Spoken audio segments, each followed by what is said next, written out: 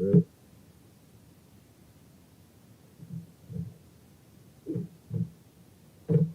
Okay, let's go ahead and call this meeting to order.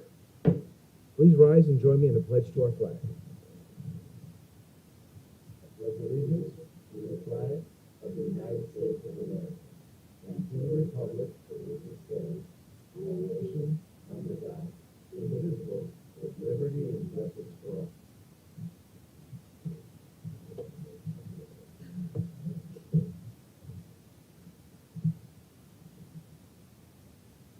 Okay, let the record show that all board members are present and accounted for. And at this moment, I'll entertain a motion to adopt the agenda. So moved. Second. Been moved in second. All those in favor, please say aye. Aye. Opposed? Abstentions? Motion carries unanimously. Now we'll move on to communications. Members of the public may address the Board of Trustees regarding any agenda item during board consideration of that item. Please note that if you wish to address the Board of Trustees on an agenda item, you should do so when that specific item is called by the board president. In order to do so, if you are here personally, you can submit a comment. If you want to submit a comment in person, please complete a public comment card and you can hand it to the board assistant. You can also, if you are watching and you want to comment via Simply Gamut, just do so. You can comment there, or you can comment if you're watching on YouTube, comment via live chat, and your comments will be read once again by the board assistant. All remarks are limited in duration to 2 minutes. All right, is there anyone who'd like to address the board on an item that is not on the agenda?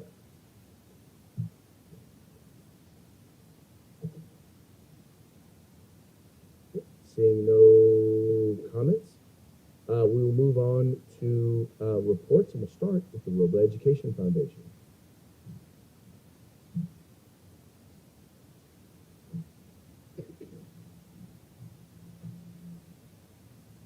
Good evening. Some good news to report. The last batch of the Terrific 10 Scholastic books were delivered this morning to the sites. So unless the kids didn't come to school today, my obligation has been fulfilled. There you go. Now for the bad news. Yes, I'm going to throw a dagger. As you know, some of you got an email within the last hour. I'm still looking for people, and I need them desperately. So if, I appreciate all of you jumping on social media because I know you're better at it than I am. And just bombard it and read. I need, you know that I'm not supposed to be out there in the heat of the day. But if that means keeping the place open, guess where I'll be. So, anyways, encourage as many people as possible. I need that 3 o'clock shift filled. That's all. All right. Yeah, folks, just so you understand that the all of the resources, all of the money that goes into the fireworks booth, all goes to classrooms. And when you go and you volunteer, you get to dictate where that money goes. We all know that we're dealing in tough times right now, so every little cent, every little additional dollar to help our students can make a big difference. So it's not hard. It may be a little hot, but it's not hard. Trust me, go and give of your time, and it will be a blessing to our students. So please reach out to Mr. Raven. Let him know that you'll be there. If you're thinking about it, just go ahead and do it. You're welcome. All right, now we'll move on to Robla Teachers Association. CSEA. Superintendent's report. Good evening. Just a couple announcements. We are at the end of year activities. Last Friday, I attended pre-K promotion and great, cute performances from each of the classes. So I'm looking forward to majority of them enrolling in our TK or K classrooms for next year. Today we had Bell's 6th grade promotion while the other schools had their kinder promotion. And then tomorrow we have all the other schools' 6th grade promotion and then Bell's kinder celebration. Vice President Barnes and I attended the Sacramento convening for advancing expanded learning in our region. So it was really good to hear about what other districts are doing with their expanded learning. We've successfully concluded negotiations with both RTA and CSEA, so I would like to thank all the teams with RTA, CTA, as well as our district teams working in collaboration to get this done before the school year ends. So I'm super excited about that. And lastly, I just want to congratulate all our teachers, our site and district office staff, but especially our students and families for another successful year. I'm super excited to see those students who will be joining us this summer. But I wish everyone a fun and relaxing summer. And the first day of school for next year will be Wednesday, August 13th. Thank you. All right, now we'll move on to board member reports. Trustee Devine, Nothing at this time. Trustee Cardona, Hi, good afternoon. I just was pleasant to be in Bell Avenue, 6th grade graduation today. It was really fun to be around. It was real personal with the kids. There's a lot of videos about each other, and it was a fun time. So I really appreciate to be there. Thank you. all right, Trustee Hamilton Stark, Nothing to report. Trustee Barnes, Just real quick that as Superintendent Chin said, I attended the ELOP session with Councilmember Katie Maple, and it was really nice being amongst people and learning more about ELOP and those who are really interested across the city. and I had a chance to attend the 6th grade graduation and the kindergarten graduation here at Robla Elementary School.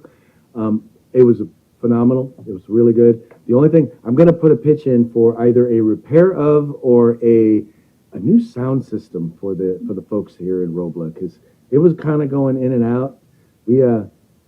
Robla deserves better. Thank you. You're welcome. Okay, and that'll be the conclusion of reports. And now we'll move on to public hearings. We'll start with public hearing for the 25-26 Local Control and Accountability Plan, LCAP.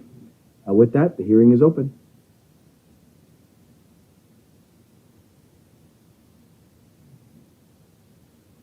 There's no presentation as Ms. Line presented it at the last board meeting. Is there any input from online? I move that we close the hearing. I second. Been moved and seconded. All those in favor, please say aye. Aye. Opposed? Abstentions? Motion carries unanimously. Now we'll move on to item B, public hearing 2025-26, proposed annual budget. This hearing is now open.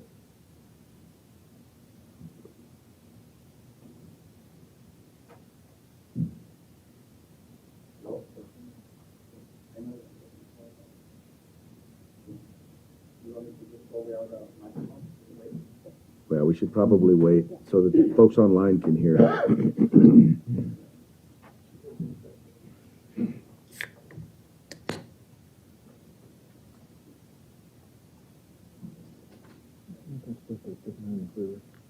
think we may need to adopt a board policy that when we have pauses like this, board members need to be ready on hand with bad jokes. That's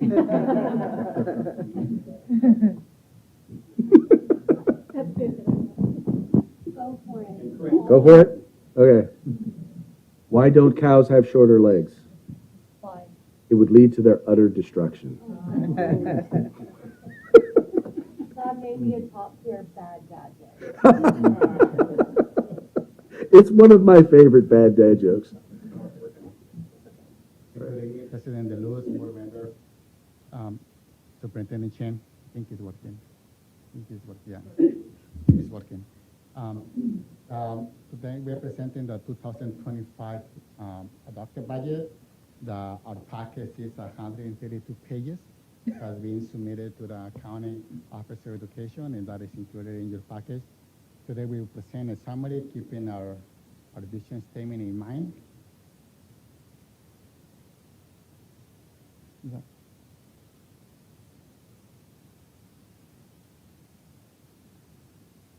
Mensaje use this.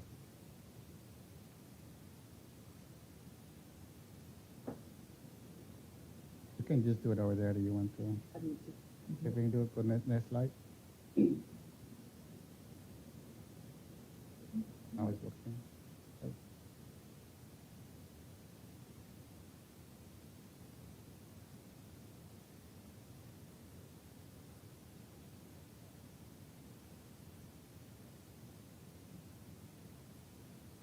There you go. Mhm. Got it. Okay, we're keeping our, there is 7 presentations after mine, so I will go right to the point. We will cover all these items. We will keep an emphasis in the multi-year projection. Next slide. Our budget assumptions. The next 4 slides is our budget assumptions. Our local control funding formula, of which 93% are unrestricted general fund, is based on COLA 2.3% for 2025-26 and 302 for 26-27. And we are assuming an average daily attendance of about 1,782. Included in our budget is a one-time fund. There is 3 packets from the governor's budget on one-time funds. We include one of the 3 because we have more detail, and that is about $304 per ADA. Including our assumptions is our lottery fund. Lottery is very volatile. It depends on the sales. Based on the projections, we're assuming $191 per ADA. These funds we could use for any purposes.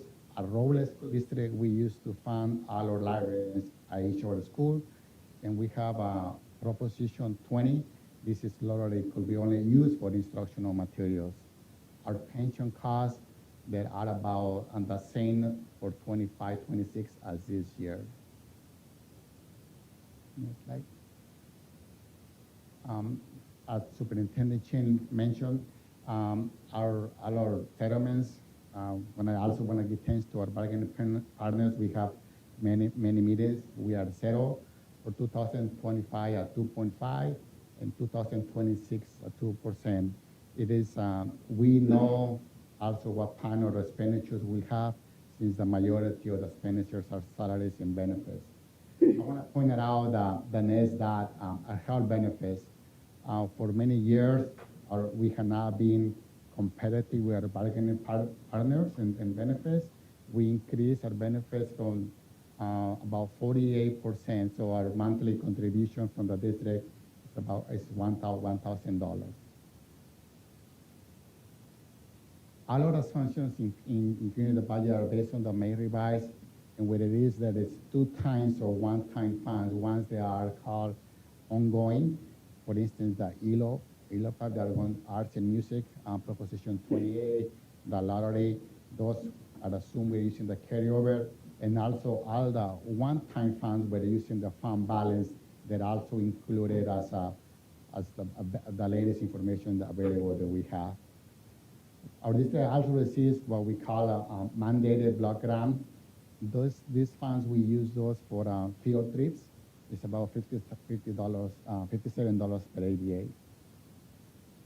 Our general fund, this is our total general fund.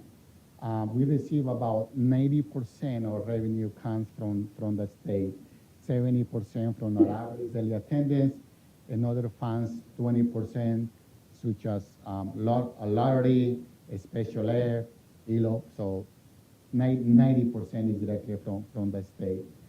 Federal revenues is 4%, and local revenues is 6%. The majority of which is interest. So this slide is this number is in numbers. The other one was empowered in pie chart. If you look at the unrestricted portion, I started 93% of our revenue, that $28 million comes directly from our average daily attendance. So students, is good for them to attend school and then also help us financially. As a total budget is a total revenue we expect for 40 million. Now let's talk about our expenditures portion. 77% of our total budget is related to salaries and benefits. Certificated salaries includes anybody who has that's the actual legal definition, anybody who has a teaching credential from teachers, principals, vice assistant principals, all the support staff in the district office, including the superintendent, goes into the certificated salaries.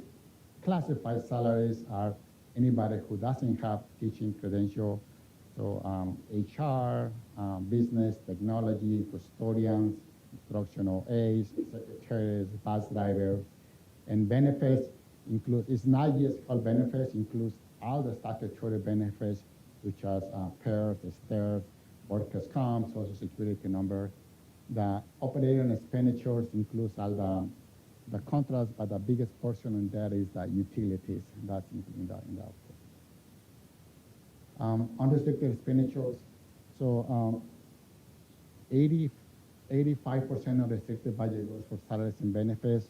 So it's a graph where for every dollar, 85 cents goes to salaries and benefits.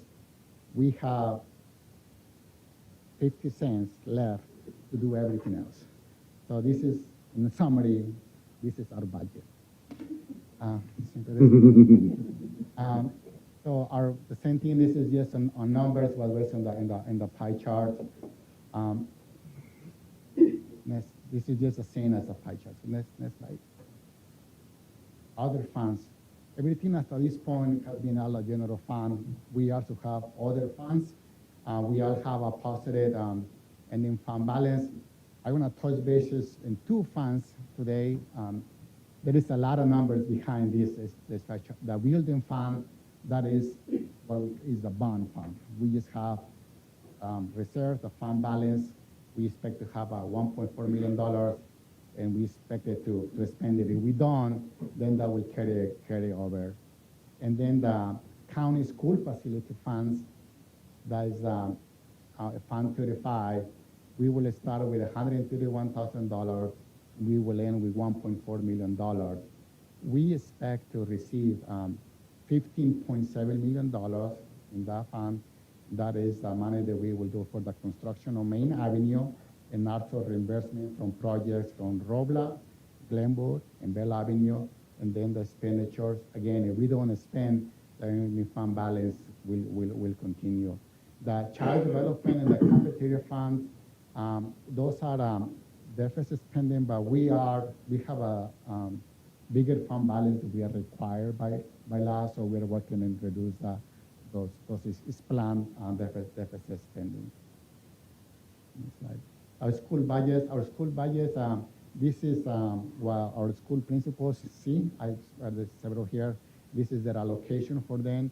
The amount per student is the same for all of these activities, but of course it changes. It's allocated based on the projected enrollment. Multi-year projections. This is the item where I want to spend the most time and emphasis. We are going to be very clear. We are in a deficit spending. But what happens when you use your savings or your piggy bank to pay your rent or your mortgage? When you use it one time, you can do it 1 month. What happens for the next month? You either have to find additional revenue or potentially move out of the house. So that's the situation that we are. Fortunately, during the last 6 years, we have increased our fund balance, and we have enough support to go for the next year. But we need to make adjustments. We will have very transparent with all our stakeholders. We have to make adjustments, because when you keep using your savings to pay for ongoing costs, you eventually go bankrupt. You cannot do that. So we had to make adjustments for fiscal year 26, 27. There's no cuts for this coming year, but for the following there is, unless we get more additional ADA or additional funding from the state. But this is our current situation. That actually this $2.5 million, that is the total. The unrestricted portion where it's actually $3 million is greater. I'm presenting it here as a total for the general fund. want to be very transparent. That includes our settlements that we have with our bargaining parents, and we will we have what I call the gift of time to plan for 2027. And it's like our challenges and opportunities, I think, is very clear. I will just say that previous slide, the biggest challenge is our deficit spending. Our enrollment in ADA has been declining. We improve that area.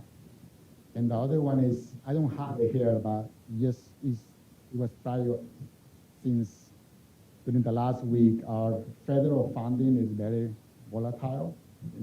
I didn't include any reductions in that. We say prepared for about between 15 and 17% in the federal funding.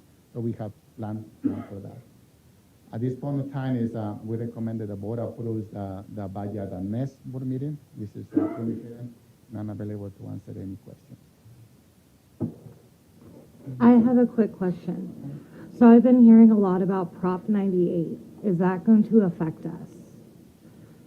So Prop 98, so there is a big discussion over there in the state.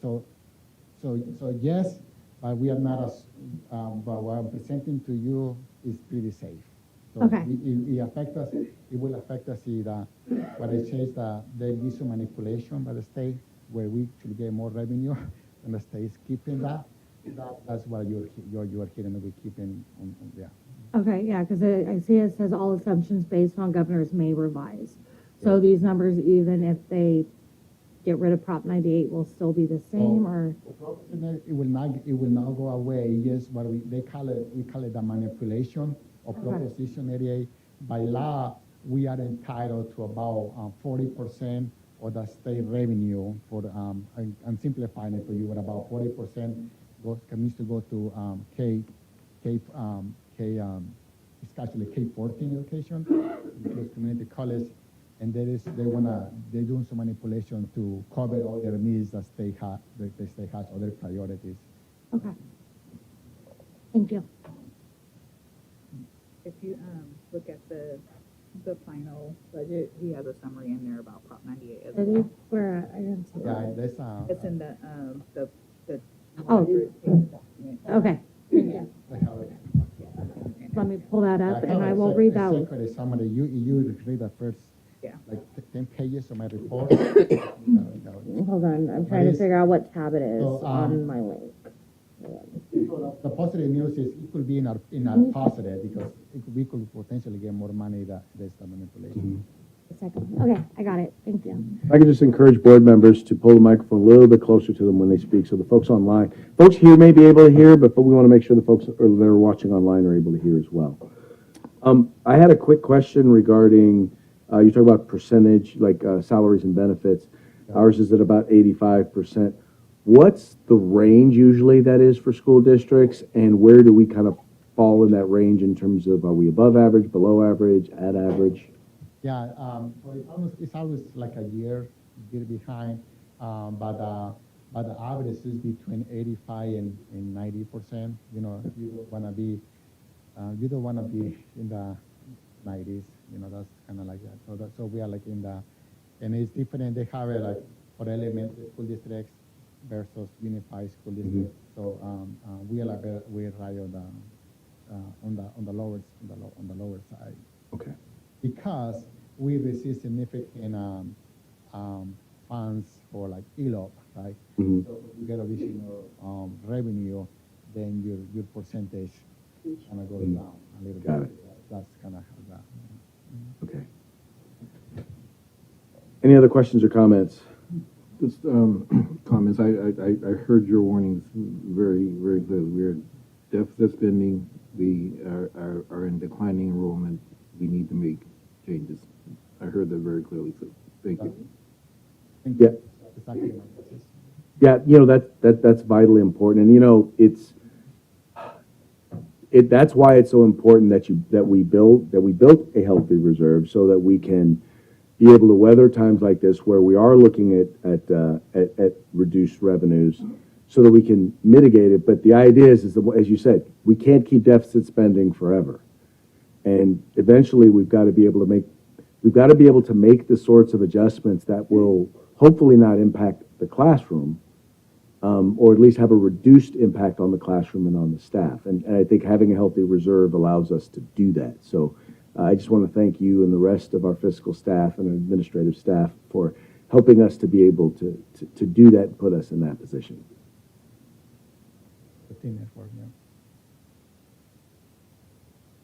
All right, any other questions or comments? Okay, no online comments. With that, I'll entertain a motion to close the hearing. So moved. Second. Then moved and second. All in favor, please say aye. Aye. Opposed? Abstentions? Motion carries unanimously. Thank you. Thank you. We'll now move on to school plan for student achievement update.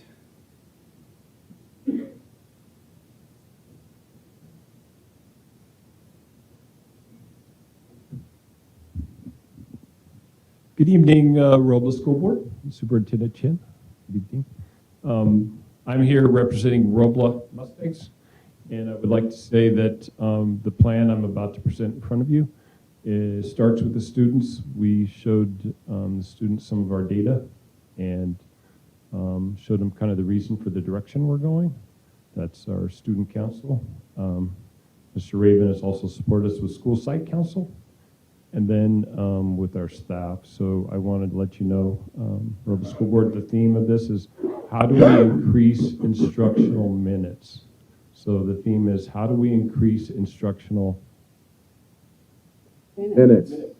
So I'm going to come back to that at the end and ask you a couple questions during the presentation, okay? Thank you for the warning about the test. So let's start with celebrations. We have a big improvement in our school climate. Research shows that if you want to see a 10% gain in your scores at school, you improve your school climate. So I want to say we'll go into some of the reasons, but today we had a day chosen by students for doing well on their CASP and showing effort. The students, we had a club at our school. It's African American Leadership Club. They ran the whole event, and we had a room disco party in one classroom, a dance party. It was glow, and we had disco ball, and we had students, and students chose all this stuff. So, but it was student leadership, students choosing what they wanted, and the teachers supervised. So, I think the other part of the school climate is the data, looking at our data and proving that our school climate and the cafeteria is different, the playground is safer, and students are happier. The next thing I would like to celebrate is our collaboration with SCOE. We were recognized regionally for having successful parent nights and parent engagement. I would like to also say thank you to Mr. Raven over there. We had one night. We've had 6 parent engagement nights.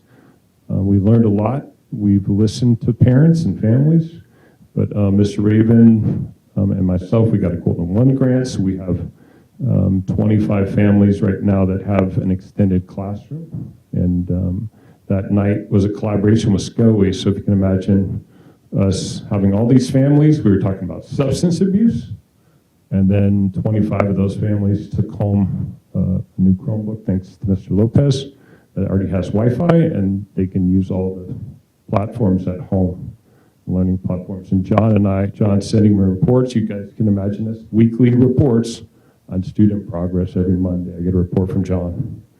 And so we show that it is working.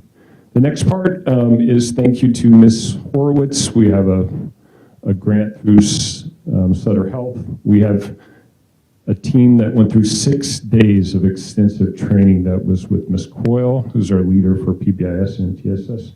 So we had 6 days where we had like 6 staff members there learning about how to better support students, every kind of student. So our areas of focus for improvement, we know we have to improve our ELA and math scores. We want to do it through Step Up to Writing. Mr. Penman in 2017, 2018 was doing a lot of work in writing at Robla. We're making a lot of progress, and then COVID hit. So the data shows we had 25% of our students that didn't put in enough writing to be scored. So you can imagine when we got the report, we looked and it said that they hadn't really put something down.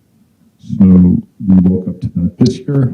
So on the back, it tells you how close they were to passing, but it also shows us the writing score specifically. So we know that our students through every grade level need rigor, and it starts in kindergarten. So we're looking to adopt step up to writing.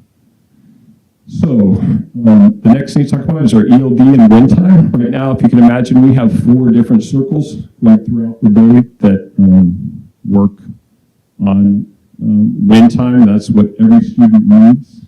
I wanted this job to better support ELD students and students of color.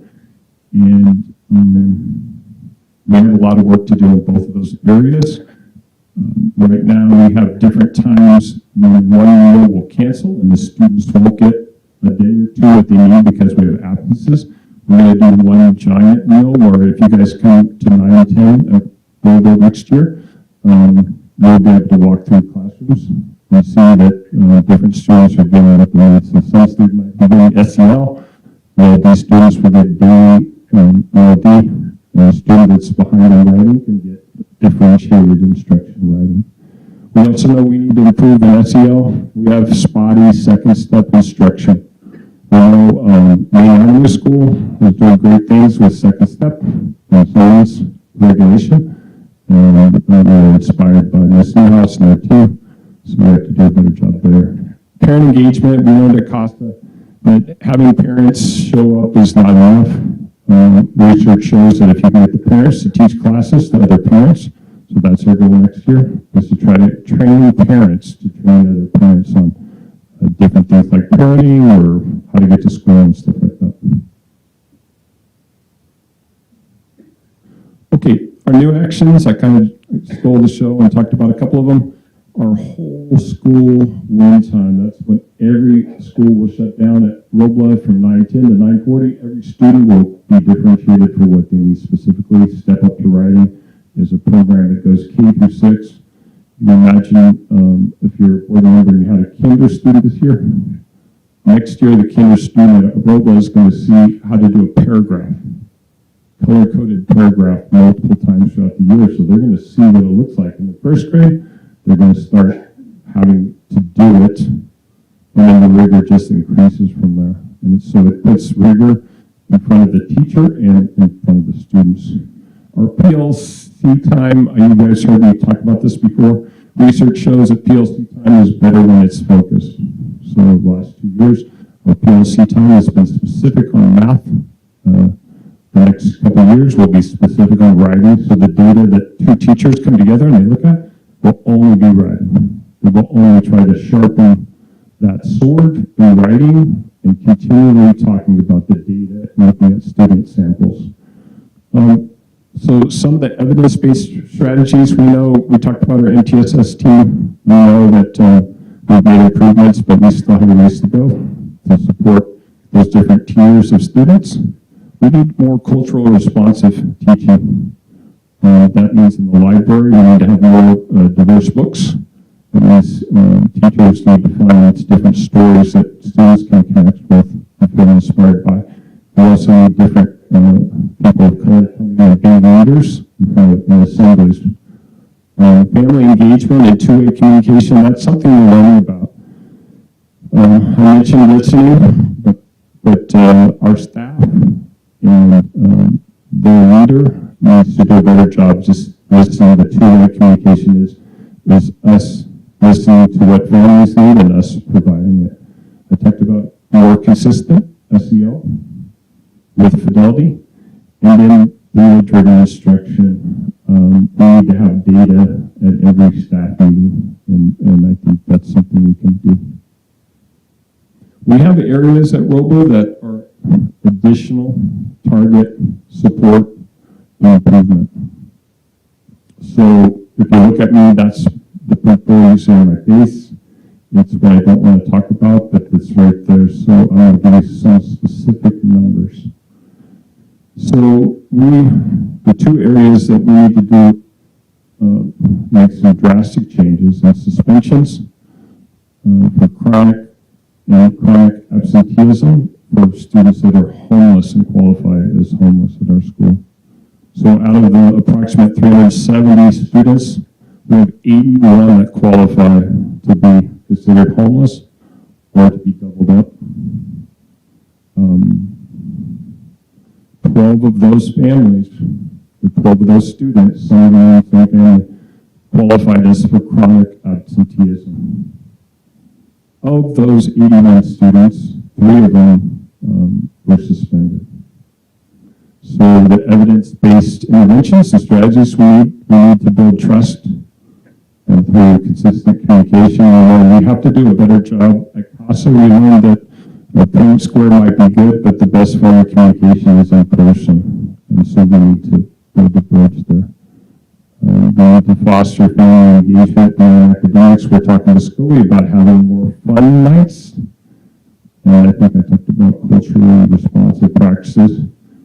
The one thing I want to talk about just lastly is I need you all, every person in this room, to know we're going into the world of community schools. Your team at Robla is really excited about that. Dr. Huddle and I started it at the district. And we brainstormed the whole idea of looking at chronic absenteeism. One day we're sitting there, can you imagine if we just had it on our website, this number that families could call, you could ride to school, no shame, just ride. I just want to tell you that if you're a principal and you know how many times families had car trouble, you feel like we as a team can do a better job supporting. So I just think that that's in our future, just having a 1-800 number, any family, anywhere, we can get them here for Florida. Right, Mr. G? So we can get the ADA and support that family. So, okay. Are you ready for your questions?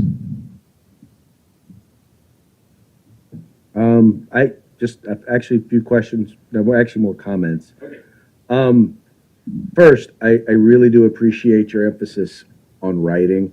When people talk a lot about literacy, everyone focuses on reading, and they really leave out the idea of writing. For me, K through 12, I never got higher than a C in English. And it wasn't until I took a creative writing class in college when I understood the importance of, okay, how to communicate what it is that was in here, and how to be effective in doing that. And then learning how to be a more effective writer made me a more effective reader. And I know that when we've done emphasis on writing in the past throughout the district, I know that we've actually improved our ELA numbers when it comes to testing. So I really appreciate that. I don't hear that enough. So I just wanted to let you know that I recognize that and I appreciate that. Yeah, thank you. I think if you were in the room watching the CASP math test, you see how often you have to explain your thinking. I think you'd be excited about that. Like in a couple of years, the whole idea of explaining how they got the answer, they're going to be more confident and able to type more too. Mm-hmm. The last thing I wanted to comment on was your comment on community schools. It's a hot button issue in a lot of districts, and I'm glad that it's not here because I think that there are those who utilize community schools to push political agendas on whatever side of the aisle. And I really appreciate that the concept that we're using here in Robla and the concept that you've kind of helped bring to this is it's all about helping the student be at school, helping them to be able to be successful, giving them what it is that they need in order to be successful scholars. So once again, that's another area where I just wanted to say how much I appreciate your emphasis. Well, thank you so much. So my one question is, what should we expect our percentage to go up if we did school climate correct this school year? What percentage was it? 17%, 4%, or 10%? 10%. So that's what we're expecting next year to report to you is at least a 10% gain if we did what we were supposed to. So thank you very much for your time. Looking forward to that success. Can you, what can you say about the, you mentioned suspension rate. What can you say about that, or can you explain? You mentioned the suspension rate, and you mentioned the 3 students. Can you Three tell me more about students suspended. Yeah, so my mentor is Mrs. Hall out here, and I think like those suspensions have to do with physical violence, and that's kind of a thing. Mr. Reyes, I can hear him telling me right now, there's not one suspension that ever supported a student, but I think for us, the suspension is started communication with the family to let them know there's a significant thing that we as a team, us, and then we need their help with. So it's just a communication. Thank you. Okay, thank you. Thank you.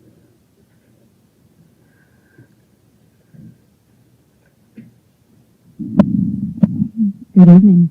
Good evening. House Principal at Mary Avenue. Okay, we'll start with some celebrations. We've increased our student attendance. One thing we started a year ago was meeting with families of our highest chronically absent students. And so at the end of the first trimester this year, just to give you some data, we met with the parents of 32 students, and we chose the students who had the highest chronic absenteeism. And of those 32, we had 25 of them decreased their rate by 6.3%, and then about 40% of them are no longer chronically absent. So we feel like connecting with families in this manner has been a good move forward for us. We started building thinking classrooms. I sent a team of 4 teachers to a 4-day training at Scully, and this focuses on work in math and our math instruction, and then just deepening the mathematical thinking of our students. We started our parent-teacher club up again. We actually have one of our members here. I didn't plan that, but we're very excited to get that going. Our kinder students, when it comes to their phonological awareness, we've seen some nice growth there. Looking at the end of trimester 2, about 75% of them who are where they need to be on the phonics skills survey. And then our MTSS process at Maine has always been pretty strong. We have a very strong team. So we continue to build upon that and improve. And what we've done this year is we applied for PBIS Platinum certification. We were going to apply for gold, but we found that through the process of our fidelity checks with our Tier 3 work, we could apply for Platinum. So we've done so. That application is with Placer County Office of Education, and we should find out in August what we're awarded. So we're hoping for Platinum. Gold would be great, but our team has worked very hard over the years to improve in this process. Areas of focus, and I'll delve into these in just a moment, but continuing to grow our ELA and math scores. Parent engagement is always something that we're working to improve, continuing our student attendance work, and then continuing our professional development for our staff. So some of our new actions, we want to make sure that we establish good attendance practices from the very beginning with our TK and K students and their families. So we're looking at having an attendance night towards the beginning of the year. Think of it as a day in the life of a kindergarten student, where we'll have families come in and they're actually going to do activities that their child would be doing every day. So they can really get a sense of there's some standards that we have to address, and there's some pretty intense learning that happens at TK and K. And so we want parents to experience that rather than us just standing there and talking about these things. What does this look like for their child? Our building thinking classrooms team is going to continue their work. We're going to meet on a regular basis and talk about that instruction, look at data, and then also share out with the staff so that they can see how this pilot piece is going. And we did purchase books. There are 2 books that go with this program, and we purchased both of them for all of the teachers so that they can start to delve into that as well. And then we're very excited about community schools. Getting that going, we just had a meeting about a week or so ago, and the team is very excited. Just the amount of ideas that are being brainstormed and things that people are bringing to the table. So we have parents and classified staff and certificated staff. It's very exciting. It's invigorating because we want to continue to support our families and stay connected with them, not just connecting, but staying connected with them. And then we're going to continue to improve our PLC practices. Each site will now have a PLC committee. that will have a balanced of upper grade, lower grade, and specialists with the principal, and we'll sit and plan for the year what these should look like so that where the work that we're doing as a site PLC can carry on through the weekly PLC meetings as a grade level team. So some of the actions that we have, we're going to continue with our parent outreach and our meetings to improve attendance. We have incentives that we do, and we also have a number of SART contracts that we'll continue to monitor. First teaching is the best teaching, so we have to continue to look at those practices. District-wide, we're all looking at training for Marizanos, the new art and science of teaching, and so we feel that our building thinking classrooms work with math will tie in very nicely to that. And then we're also starting another MOU with SCOE, and I believe that's on the agenda tonight for you to approve. And the staff, we had a long conversation about what do we want this to focus on this year, and we narrowed in on word work and phonological awareness.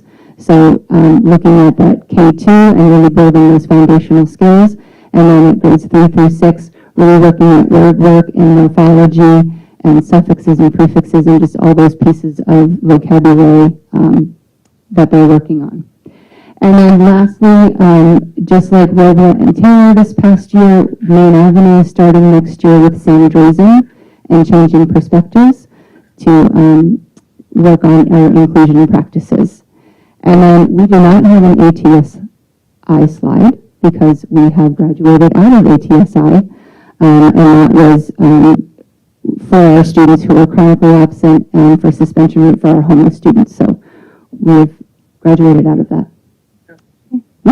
Yeah. Any questions? Questions or comments?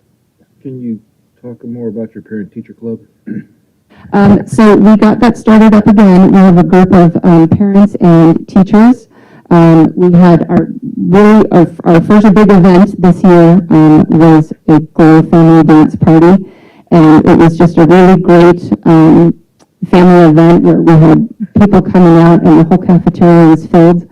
And so it was not just a fundraiser, and it wasn't meant to be a fundraiser, though that's helpful because it gets our PTC going with funds, but it was just another way to have community come into campus.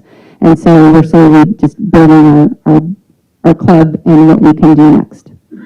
How often does it meet? We've had several meetings this year, so we really just got going probably mid-year this year. What are the times that they meet? After school. Typically anywhere between 3 o'clock, we've had meetings at 4 o'clock. Okay. But that's something that we can talk as a team and adjust because we want to make sure that it's at a time where parents can come. That's why I asked that. When my kids were in school, I found that there were very few things that I could actually participate in. One was site council, the other was coming to school board meetings because they were the only things that met late enough for working parents. So I was curious about that. What about the demographics of the club? I feel like we have pretty solid representation. We have some Hispanic parents, African American, Caucasian, same with the staff. It's a similar makeup. Thank you. Wanted to note, I really do appreciate the TKK attendance night. It's important to establish those sorts of habits very early, in particular with parents. As the parent of a K parent, I understand that. And sometimes you think, oh, well, they're just going to school play. No, they need to understand that they're building foundations, and to let them know and understand and see the day in the life of a kindergartner, then they get a chance to understand, if it's a choice between sending them to school, getting them to school, and not getting them to school, I need to make sure I get them to school. So I think I really, really like that. I would have liked to have seen the areas of focus be a little more specific. I noticed for others it was a little more specific, but I do appreciate that your new actions were very, very specific. I especially like the first teaching practices. So I very much appreciate your presentation, and looking forward to seeing you be successful next year. Thank you. Okay, thank you.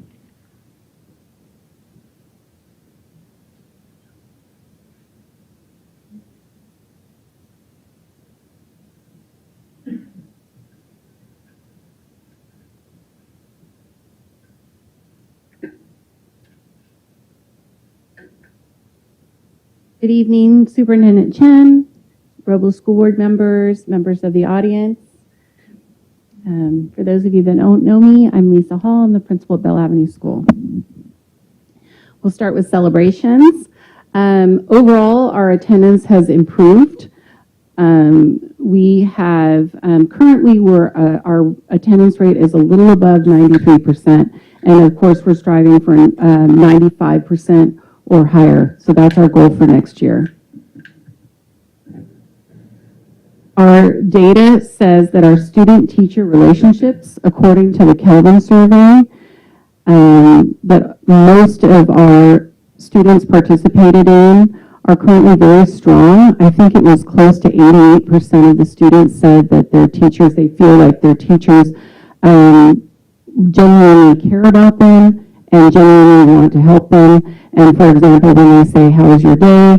the students feel that when they answer they give their teachers an answer, the teachers are genuinely interested in what they have to say. And as Mr. Caff referenced, when you have a strong school climate on campus, not only are your students more likely to come to school, but your academic scores grow. So we're really happy to see that that particular piece of data had gone up this past year. According to our CASP data, we showed positive growth in math and ELA and a significant growth in science of a 20-point gain last year. Now, I will say that we had a teacher specifically teaching science last year at Bell Avenue School, and it was quite evident in our student scores. Our kindergarten and first grade student academic data is very strong.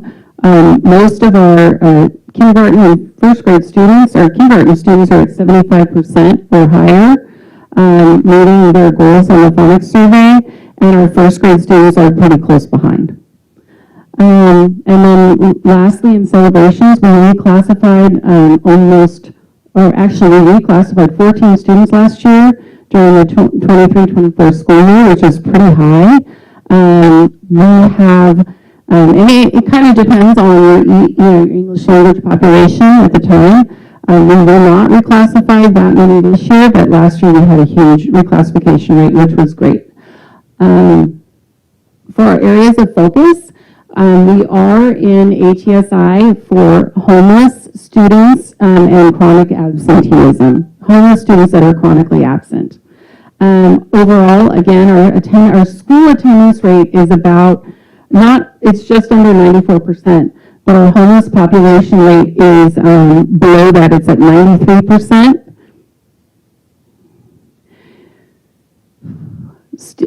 One of the things that we feel that we can one of the ways that we feel we can improve our overall student academic achievement is by working on improving our student engagement and their learning. And some of the ways that we are going to be targeting that is looking at specific classroom strategies, behavior management systems. And I think, so for next year, we're going to work typically teachers have their own kind of management system that they work on, but next year our teachers will be a few requirements within their management system for every classroom at Bell Avenue, and then the teachers can make it their own personal system after that.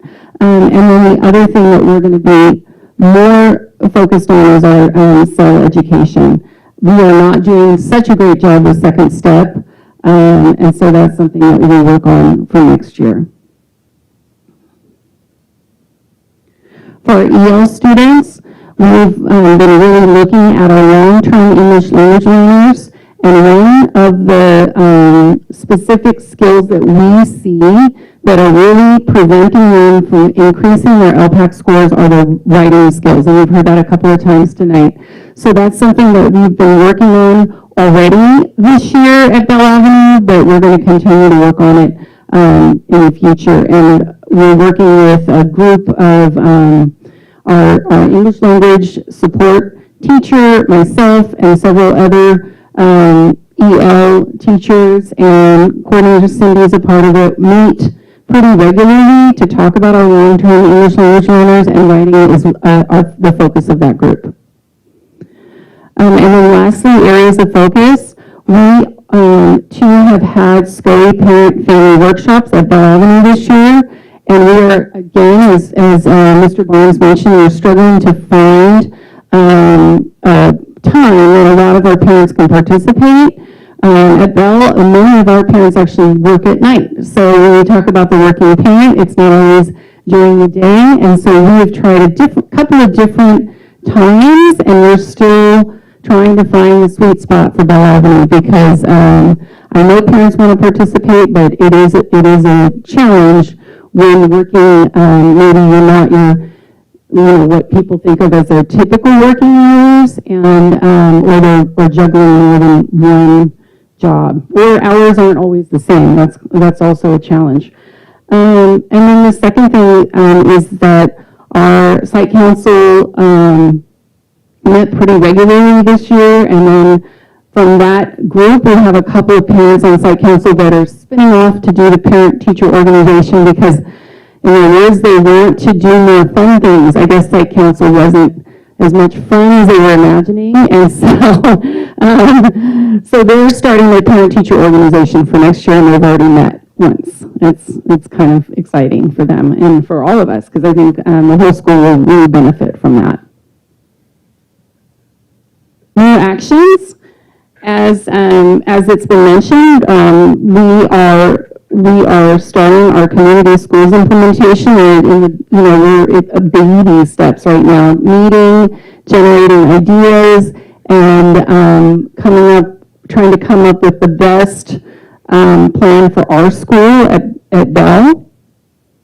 But we are quite excited about community schools, and I think it's going to really help improve some things that we already have going at the school, and then allow us to implement more supports for our students, and which, again, the goal is to help our students be stronger students, and our families feel as connected to the school as possible.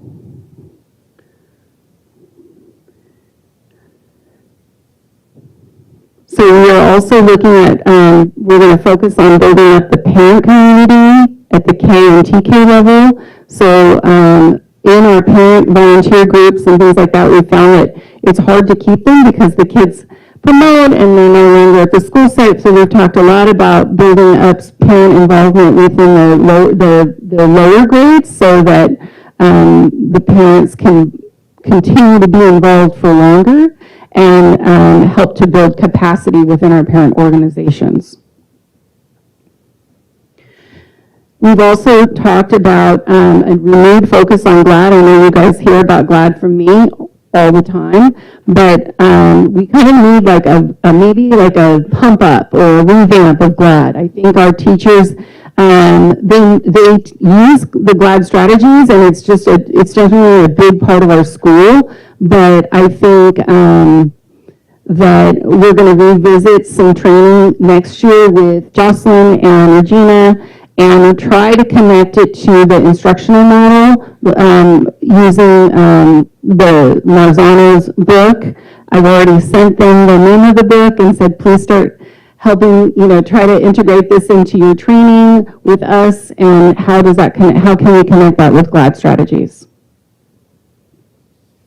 I mentioned a shared focus for plan of action, a shared focus related to the Marzano handbook, which leads into a tier, being more focused on first teaching and tier 1.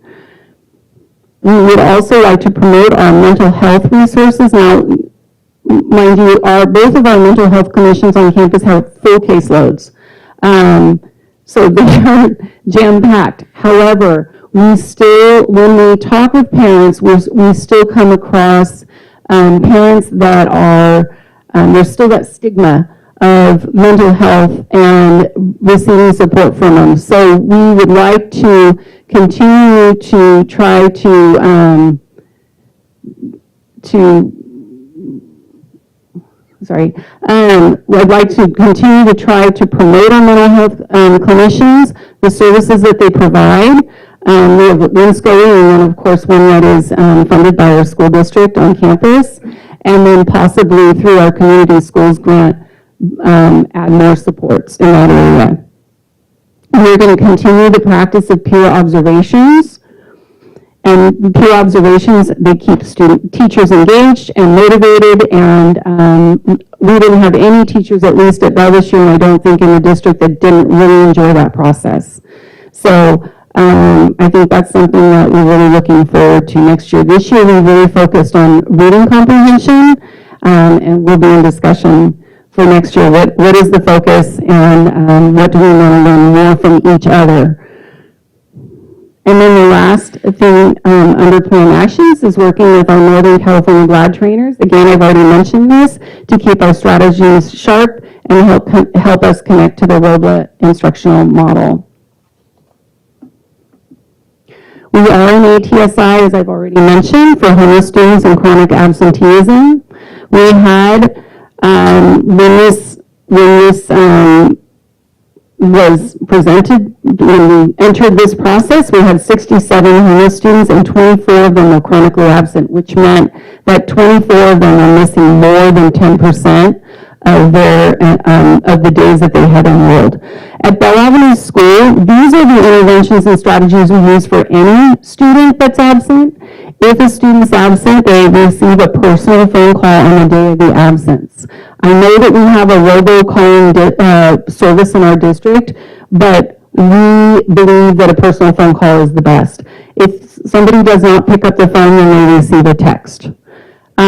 Students with close to 10 or more absences work with our assistant principal to set up a calendar with incentives and regular check-ins. Our assistant principal, myself, school social worker reach out to parents to find out what the barriers are.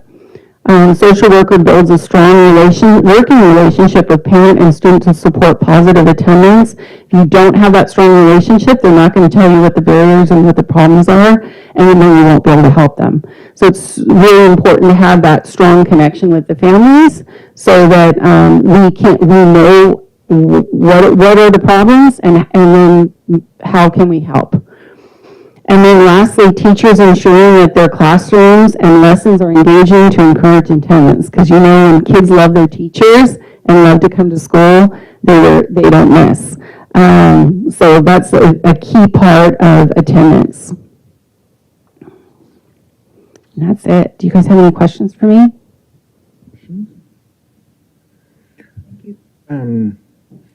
What are the barriers that you have encountered? The barriers for homeless students? Well, many of them actually don't live very close to the school, so that's a big, huge barrier. Gas, working transportation, things like that. So our district provides, sometimes they provide gas cards, but that gets pretty expensive.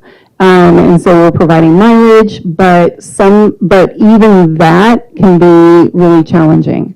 So I think part of the problem for, at least at Bell Avenue, part of the problem for the students that are homeless and really transit moving from house to house or living in a motel is that they don't actually live very close to our school, and so it makes it really difficult for them to get to school. That's just one barrier. There's many barriers, but that's probably the biggest barrier because it's not something that like a school bus can solve. Any other questions? No? Thank you. Okay.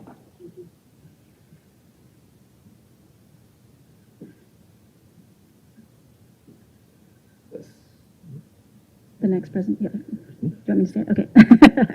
So our next presentation will be from the 6 new potential ELOP providers.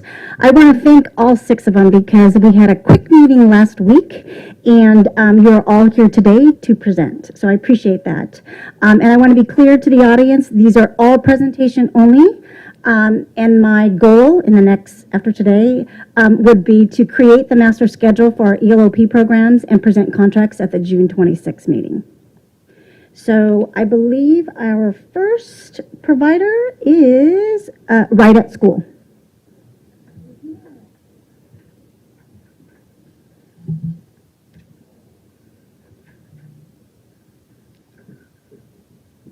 One second.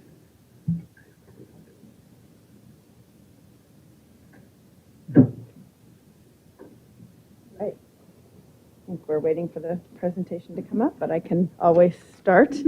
While it is coming up, I can just thank you guys so much for allowing us to be here. My name is Cindy Lawson. I am the Vice President of School Partnerships with Right at School. I have the privilege of working with school districts across the country, but primarily on the western part of the United States, and I live right down the road. So this was a really easy drive for me, being part of this community. So thank you for allowing me to be here to talk to you about Right at School and how we can support Robla School District. First and foremost, it's really important to talk about our mission. Our mission is to inspire love of learning, support schools, and give parents peace of mind. And to give you a quick story of how Right at School started, our founder, Dr. Mark Rothschild, walked into his own daughter's after-school program, saw her eating Doritos and watching a video, and having his doctorate in education, he just knew he can do better. And after doing the math, he realized that elementary school students spend just as much time in after school as they do in school. If you add before school, after school, winter break, spring break, summer, early release, all of that out of school time quips for the same amount of hours. So he knew we can make a transformative impact and really maximize that time we have with kids. So what began with that initial aha moment turned into 15 years of really making a powerful impact nationally. And you can see here in California right now, we are servicing more than 17,500 ELOP students in over 36 districts. And I'll specifically highlight our partnerships with Center Joint, which is here in Sacramento County, Fairfield Sassoon, which is in Solano County, and Mount Diablo, which is Contra Costa County. These districts represent extremely diverse and multicultural communities, which are very similar here to Robla. And so we work closely with the districts and the schools to ensure that our programs are not only aligned with local strategic initiatives, but also being culturally responsive. And on here, you can read a few statements from what our Northern Cal families are saying from our most recent spring survey. We truly value input from our families and our parents because that's what matters most is what they have to say. So twice a year, we will survey our family. We'll take that feedback and make a positive impact in the lives of kids. So here's just a few of our stories. And now I get to talk about my favorite part, which is the impact that we're making and our disguised learning approach. You know, our focus is really on building children up. We're here for the long game of education. So everything we do is about empowering students with these attributes that we all know as educators will continue to unfold throughout their lives, from positive values to feeling empowered, to feeling safe, and to having a positive impact and positive identity. You could see here the impact that we're making it Right at School. And we know the last thing a child wants to hear at 3 p.m. is like, who wants to learn some more, right? They've been in school all day. They're like, no, we don't want to learn some more. So we know that after school programs should look and feel very different than the school day, right? Studies show. So we still want to incorporate learning, but we want to disguise it. We want to make it fun where kids can learn, play, and grow. So every day, students get to enjoy fresh new curriculum, so 180 days, that have been written by curriculum experts, many who are former teachers and administrators. And these activities are fun, hands-on, engaging, and focus on areas ranging from art to science to music to math. And this year, an additional offer that we're doing, if the district is interested, we incorporated in summer and we're incorporating in fall, is some discovery clubs. We have Lego builders, art makers, and soccer stars. That's an additional thing that could be added in, as a discovery club in the after-school program. So here in Robla, we know that your commitment to providing equitable experiences for all students and fostering purposeful innovation that deepens and develops critical thinkers is really important. That's why we have an approach that is flexible and it's never a one-size-fits-all. we want to make sure that we work with you and your community to build an after-school program that meets the need for your school, school by school. So you can see here, we start off real quick. Once everybody's accounted for and everybody's safe and in our program, we start with our town hall. That's our family time. I know family is important here in Robla. It's our family time. It's a chance to have a conversation, sit down with the kids, talk about special events, celebrations, service projects that we might be working on. Is that chance to build community. Then we go into Right Moves. That's just 10 to 15 minutes to get that excess energy out. They've been in school all day, so they want to get those wiggles out. And then we go into our language block, and that's, again, 10 to 15 minutes of language. And right now, this year, we are focusing on American Sign Language and Spanish. So our younger kids are doing 10 to 15 minutes of Spanish. Older kids are doing American Sign Language. And it's so fun when you go into programs and see it. It's so exciting. They come up and they talk to you in Spanish, and they do their sign language. And it's really exciting to see. My daughter works for the program, so I get to see it all the time. And this is the area, it's called Flexible Enrichment Block. This is where we will work with each of you individual principals. I don't know if they're still here, but I know there was a lot of conversation around MTSS and some other things. So there are some districts who don't have homeworks in schools. We will do more disguised learning and hands-on project-based disguised learning during that time. There are some schools who have homework, so we'll continue to do homework, and then we'll do our disguised learning. But there's some schools that who might be struggling with those MTSS minutes. And so we will work with you in whatever device you have, whether it's iReady, AirStation, AirTutors. So we will use those times to help increase those minutes in the after-school program. I think the biggest thing for us is we want to make sure that we are there for you and that we are meeting the needs of each school community. We also have a new partnership with Latera. They're a national tutoring company. So they do 1-to-1, 1-to-2, or 1-to-3 tutoring that focuses on reading, math, and English language acquisition. So that's another option that we can bring in if that's something that is that you would like to have in the schools. And then by the time this is all done, parents are usually picking the kids up. So sometimes we'll have some activities out, almost like a maker station, self-creation table, or kids can just hang out with their friends.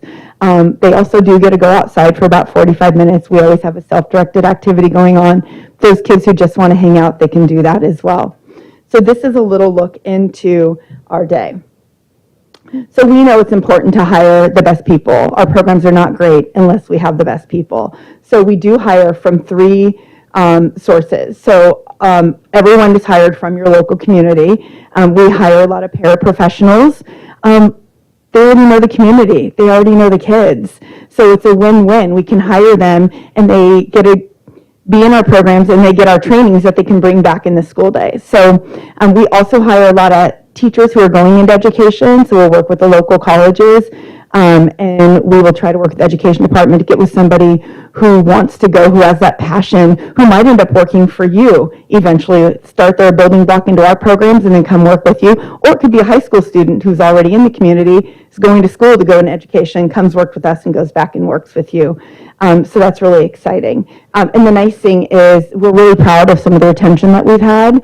We think that has a lot to do with our training. We have our proprietary training that's blended training of both online and in person. So they go through 32 hours of online training after an extensive background check. Once they're cleared, then they go into training, and then they go into in-person training. It's really a day in the life of right at school, really talks to them about scenario-based and walks them through situations that they might see going on in the after-school program. So the other thing that you will see is with our staff is we are asking them, and we've had them attend board meetings. So you will get to know our local leaders because it's really important that we know what's going on in the district. What strategic initiatives are you rolling out? I saw PBIS. You know, that might be something that we need our staff to train on as well. We'll pay them to attend those trainings because we're servicing the same kids. So it's really important that that continuity of care is happening. Also, I saw something about, I just want to make sure I mentioned, I saw something about absenteeism, I don't know if you're aware, but you can use some of your ELOP dollars now to help with that. I'm working with the school district today. We got the email with Santa Rita and Salinas, and we're going to do Saturday Academy through ELOP to help get credits back for absenteeism. So it's something we can help you with as well. But you'll also see myself and my colleague, Kate Vincent, who is going through her hooded ceremony this evening. She just defended her dissertation, or she'd be here with me tonight. And you'll see us out there. It's important that you and your administration see us, whether it be a CSBA, Coast to Coast, Ledge Action Day, Soup Symposium. We want to be there, we want to see there, we want to be present and hear what's going on in your community and how we can help grow it. But our promise is to you, we know that nothing is more important than trust. When you bring us into a district and when parents sign their kids up into our program, they have to trust us. And so our promise is to the students, to the families, and to our partners that we'll deliver a high quality program. And that's what we do. This is all we do. We don't try to do 100 things really well or okay. We do one thing really well. We focus on before and after school programs for TK through 8th grade, 365 days a year. So we're willing to be here for before school, after school, winter break, spring break, summer, and those 30 non-instructional days. So that is it. And I'm here to answer any questions if you have any additional ones. Questions? Thank you. Real quick, what percentage of your staff would you say are hired from within the communities or within the district? I would say probably about 65% within the district, 80% within the county, Sacramento County.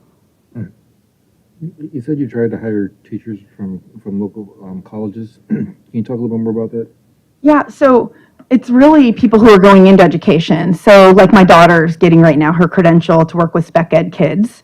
And so she's working in our Right at School program, and then she's hopefully get a good job back into the community that she's working at as a teacher in elementary school. So we work with a lot of students who are currently in college who might want to be, whether it's an art major, elementary ed major, math major, who might want to be an elementary, high school, or middle school teacher someday. And so we will try to target those families so we can set them up for success in our program, because we know first-year teachers struggle with curriculum implementation and classroom management, and they get to hone in on those skills in our program. So try to set them up for success so that you can get them next. And you said you also focus on paraprofessionals, people who are already working within the district, in case they want to earn extra and get additional training and experience working with the kids. Absolutely. We have a lot of paraprofessionals working because some of them have been here 30 years. They know all the kids. They know the community. I mean, what a win-win is that? I was gonna say you had some pamphlets. Oh, I do. Yes. I see some parents in the audience, and I was just gonna see if there's an opportunity for parents to maybe Absolutely. get some information from you. So if you Absolutely. like, raise your hand. And Want some? I will absolutely hand them to you.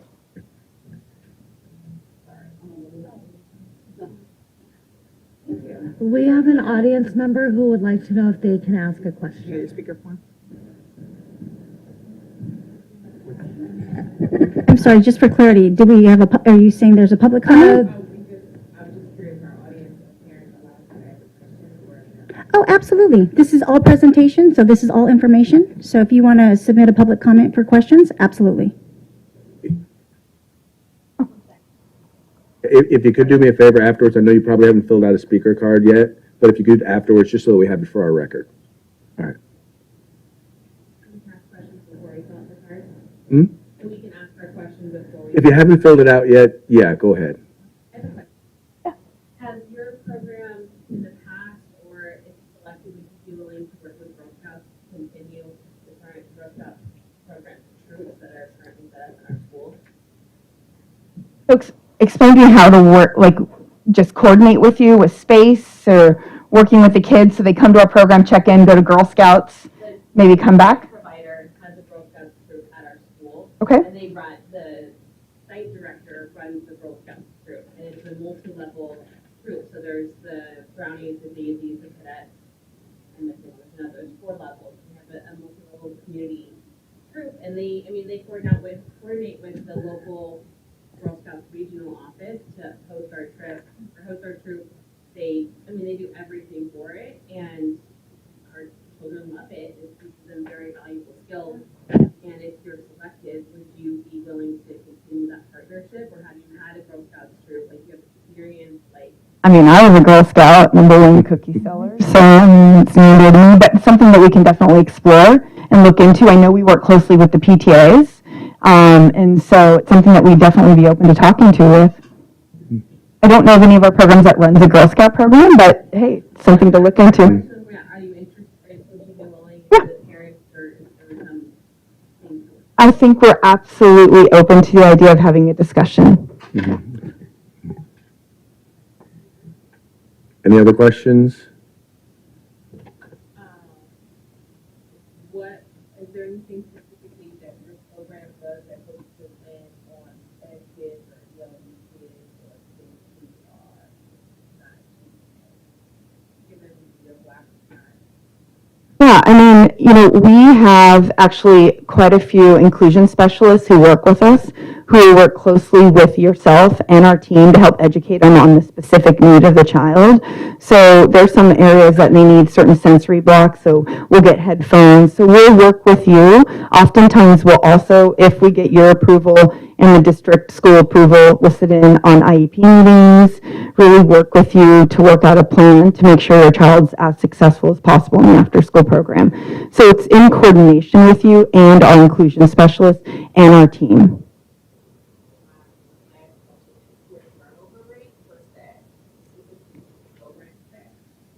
Program staff can vary. You know, I think what we're seeing, and I probably can speak for all of us, I think what we're seeing post-COVID is there's a lot of staff who come in and they interview really, really well, and they get in our program and it might not be the right fit for them.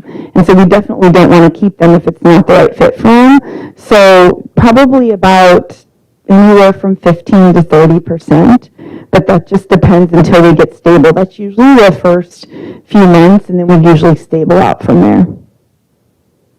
You just got to read them out. I always say I have a son who's severely mentally ill, and he interviews very, very, very well and gets every single job, but I know he won't last. He is schizophrenic, so he won't last in a job very long, but he gets hired at every single one. So, you know, we're seeing a lot of, you know, some of those mental illnesses that are coming in that it might not be the right fit. And so we want to make sure our staff are safe and that they feel like they can, you know, really prosper in our programs as well. Any additional questions or comments? If we could get you to go ahead and fill out a speaker card for us, just so we have it for our records, that'd be great. Thank you. Okay, thank you so much. Very much appreciate the presentation. And our next presentation is AlphaBest. And if I can ask you to speak not so close to the microphone. What we're hearing feedback from online is if you're speaking too close, it goes in and out. So I'm going to test it with you and see what feedback we get online. Is this better? Not quite as close? Or is there still some feedback? We won't know yet. Okay.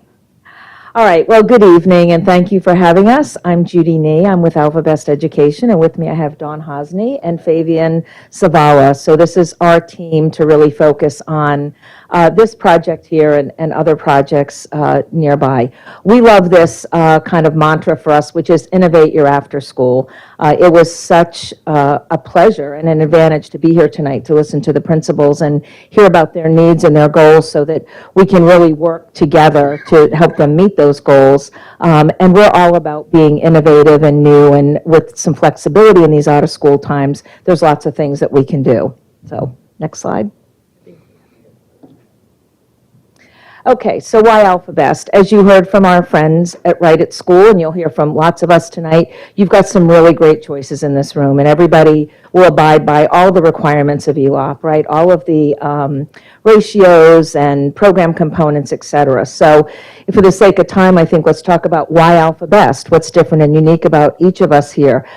We have exclusive enrichment partnerships, which I'm going to show you in a moment. We do not write our own curriculum. We go out there and partner with the best of the best all around the country so that through your program, your ELOP program, you can expose students to any number of opportunities, which we'll show you in a moment.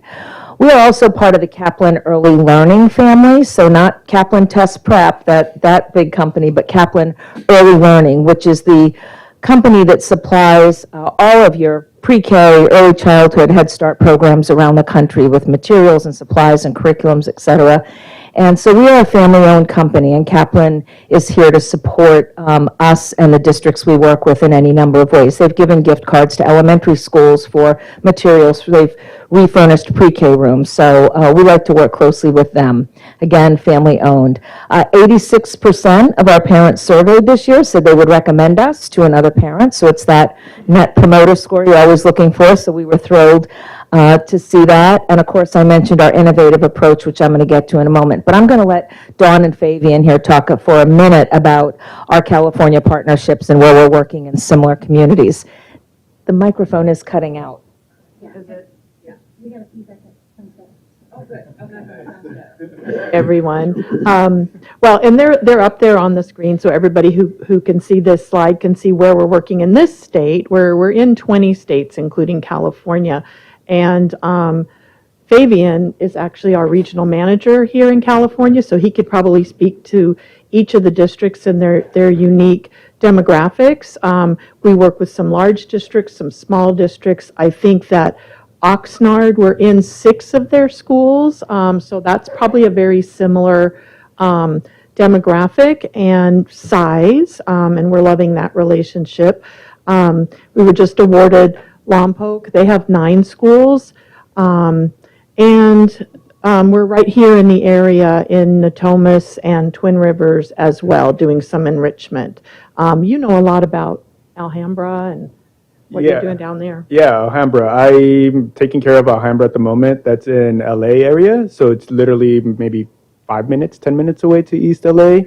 Newport Mesa is also another school site that I oversee. That's out in Newport/Huntington Beach area. Oxnard, it was interesting to go out there. I didn't realize how much of a farm field Oxnard was. And it's been nice to travel and see these different communities and demographics and stuff like that. Westminster is also another one that I oversee that's primarily Asian/Latinos who are out there. And then we've got Buena Park, which is near and dear to my heart because I live there now as well. So I'm overseeing that as well. So we have a great community, great demographics of it all. So those are the ones that I'm looking at. I know we just got up north, so I have a little bit of hands-on with up north stuff. Not too much just yet, but yeah. So you don't know what schools you're in Natomas and in Twin Rivers? And we're going to be providing. We're going to be providing enrichment to a lot of their schools, but they haven't assigned us yet for the coming school year. So we won't be full service in a school from bell to 6 p.m. taking care of the whole program, but the enrichment that we're about to share with you, they're having us come in and just do those pieces. So it's going to depend on how many schools. That changes year to year. So one of the fabulous things about the EWAP program is the flexibility. So to Dawn's point about providing enrichment and to the question about Girl Scouts, absolutely, right? I mean, we want students to have every opportunity they can, and EWAP allows you to either come in and present a full program from bell to dismissal or in partnership with others or pieces and parts, and we are absolutely open to doing any of that, which is how we've designed our content so that it can be flexible. These are the 5 strands within which we work in our content: arts and entertainment, as you see, STEM, maker spaces, world languages and culture, and fitness and wellness. And this is my favorite slide of all. I say this everywhere we go. These are our curriculum partners. So everything that you're seeing up here would come to your students here in any schools that we work with. I think you probably will quickly see Second Step up there. We heard a lot about that from your principals today. We use the Second Step after school curriculum. And so it's by this very same organization, Committee for the Children. They did a lot of research. They noted how different after-school environments are, but the importance of connecting with what's happening during the school day. So we use Second Step in every one of our programs for SEL curriculum. And so certainly hearing how the schools and the principals want to advance in that area. We think we can help there as well. The other one I want to point out is the live studios, and you're going to see that in a moment on a TK pre-K slide. We heard a lot about phonemic awareness. That's exactly what a live studios is. It's an augmented reality pre-K TK program that gets kids very excited about learning the letters of the alphabet, et cetera. So lots of fun with that. I want to point out one of our newest partnerships, ARKIT. That is an architectural design program for elementary students. It's out of Ireland. We're the first really large-scale group to adopt this. Our students are doing it right now as the year closes out. And while it feels and looks, you'll see some photos in a moment, like kind of a Lego building kit, they learn about angles and measurement and perspective, et cetera. So that's a really good one. And lastly, I'd say Global Language Project. This was a group out of New York City, a nonprofit, and what they did was world language learning after school, so in a very enrichment oriented way. They're not conjugating verbs and going away fluent, but they're certainly getting exposed. And so through that work, we focus on Spanish, Mandarin, we also do American Sign Language, and then a culture unit every year. So here are some photos. I'm going to let Dawn speak to those. Thank you. So this is a page out of my scrapbook. I've got dozens of these, but I was told to keep this short, so I'm trying to honor that and leave it to just a couple. This was from this year, and these are actual kids in the program that I just grabbed off of our internal site. Sphero is one that we've been bringing into our programs for a couple of years now. For those of you who don't know what Sphero is, we've got the Sphero Indy, which on the left-hand side of that slide, you see the little car. That's for the younger kids. And then we've got the Sphero Bolt, which is a big round ball.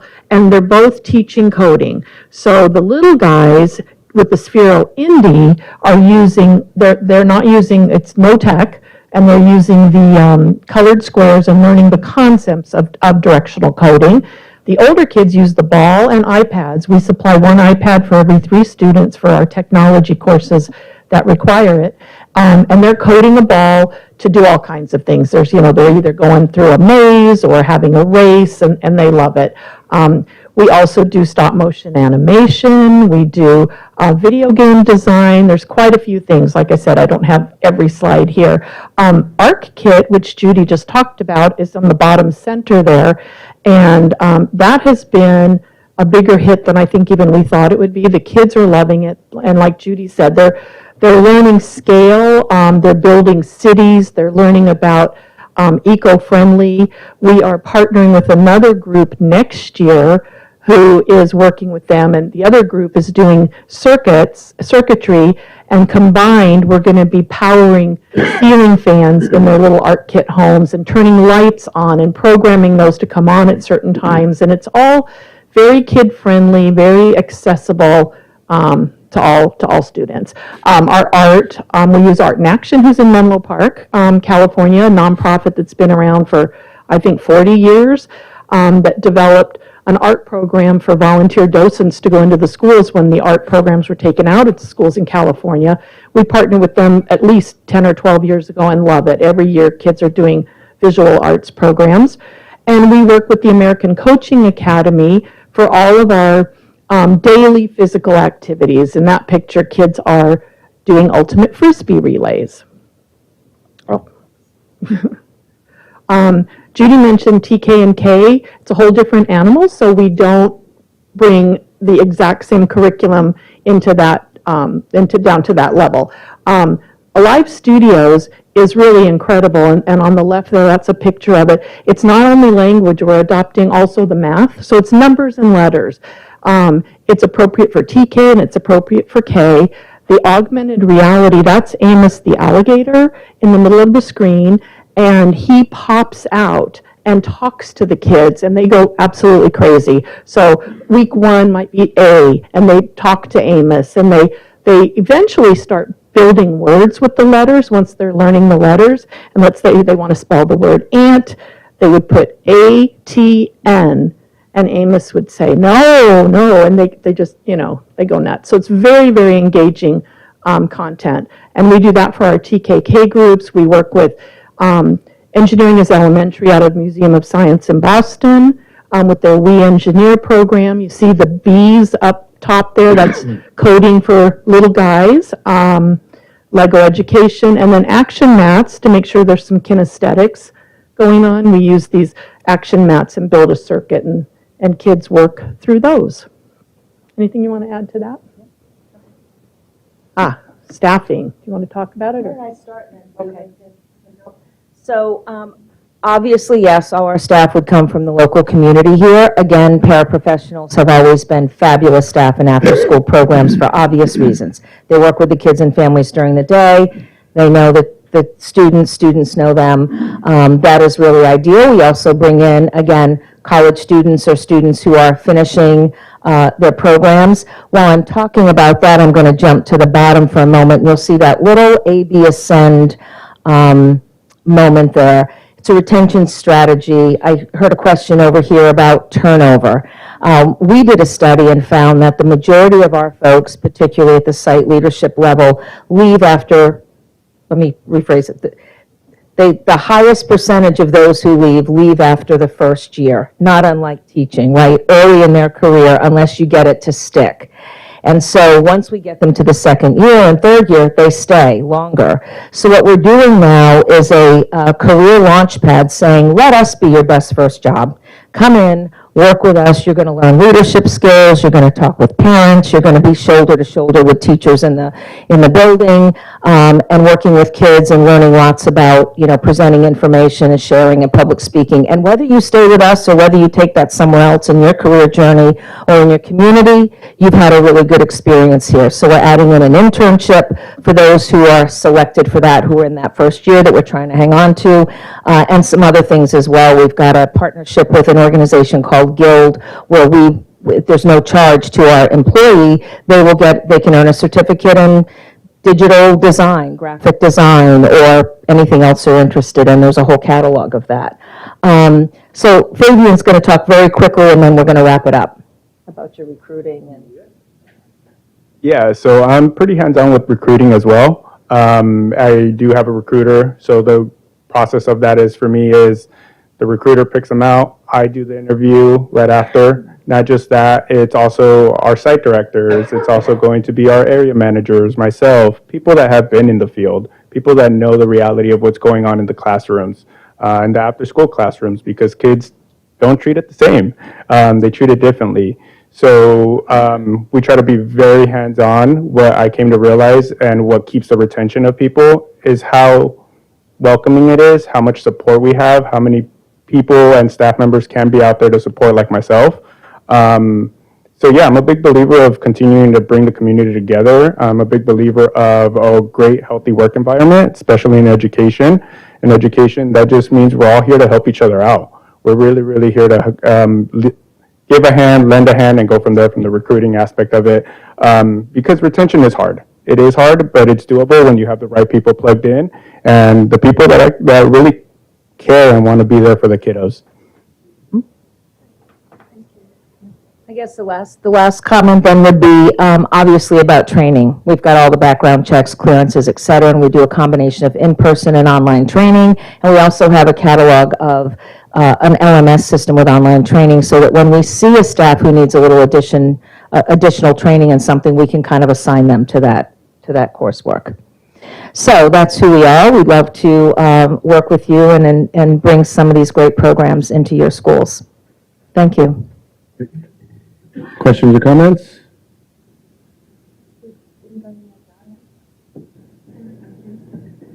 How often do your site directors leave after 1 year?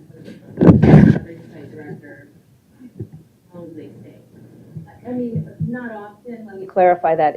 We probably, I think our last was about a 70% retention, 73% retention, which in a part-time business, is pretty strong, better than the industry standard. But when we look at those who leave, we found that if you can keep them after the first year, they stay longer. So it's building the skills in that first year. Does that help? No. You want to know how many? I want to know how many leave after the first year. That's important for us. Okay. So 70% stay, so about 30%. Yes, ma'am. Are your interns paid or are they unpaid? They're not interns per se, but if you're a site director and you're in our Ascend program, they are paid. In addition to your work, say you're really interested in graphic design and you want to design flyers with our marketing team, we will allow you some extra hours to do that as well that you'll be paid for, to develop another set of skills. So you said there's 70% that say, how many of your employees would refer back to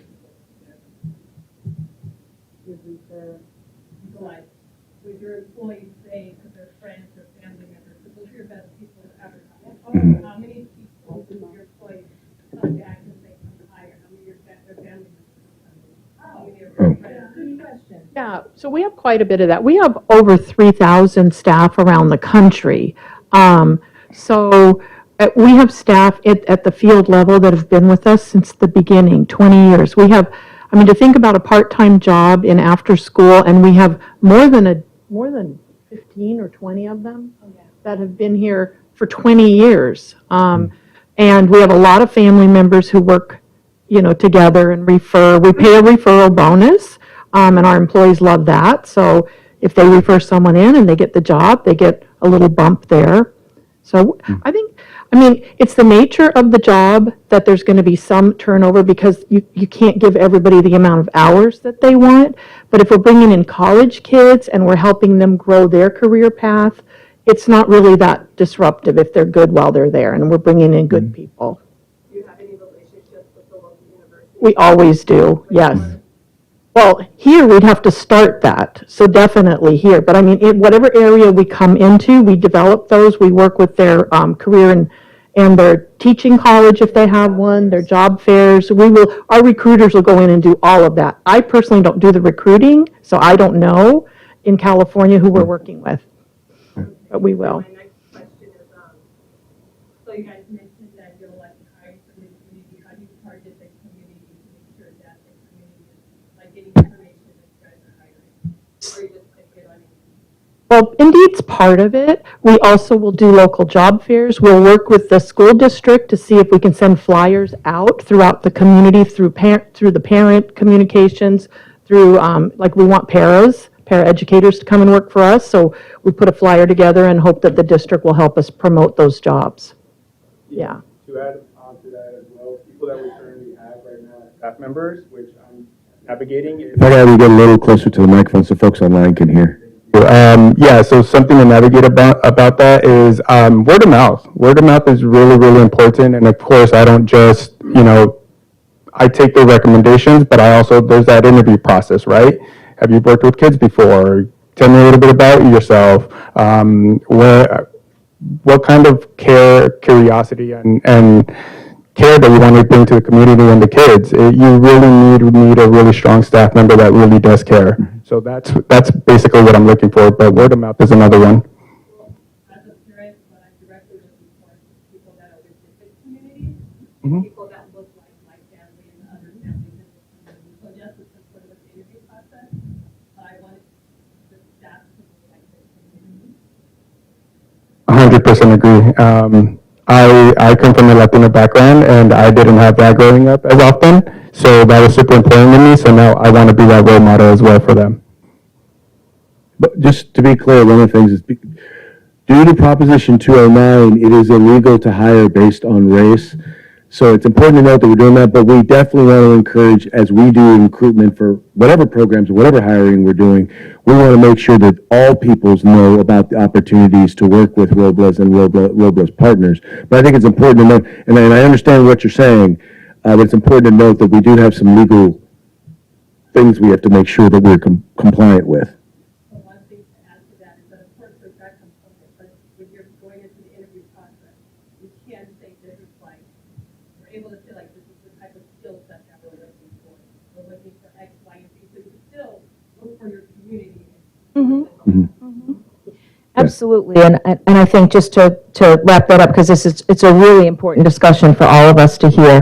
Whoever works in the ELOP program and after school, we're all recruiting from the same population and the same community, right? We're all going to be looking for those great people. Obviously, anyone who's been working in this program or a program like this if they get recommended by the building principal and others, parents would absolutely be welcome back. We're not coming in to try to find some whole new, different workforce. We want to build on what you have here. So absolutely, it's an important conversation. Thank you for bringing it. Yes, ma'am.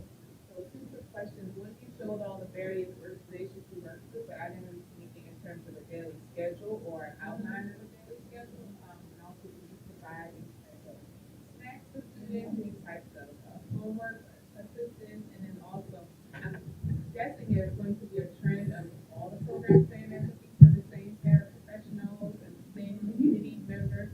I guess so. My question is, what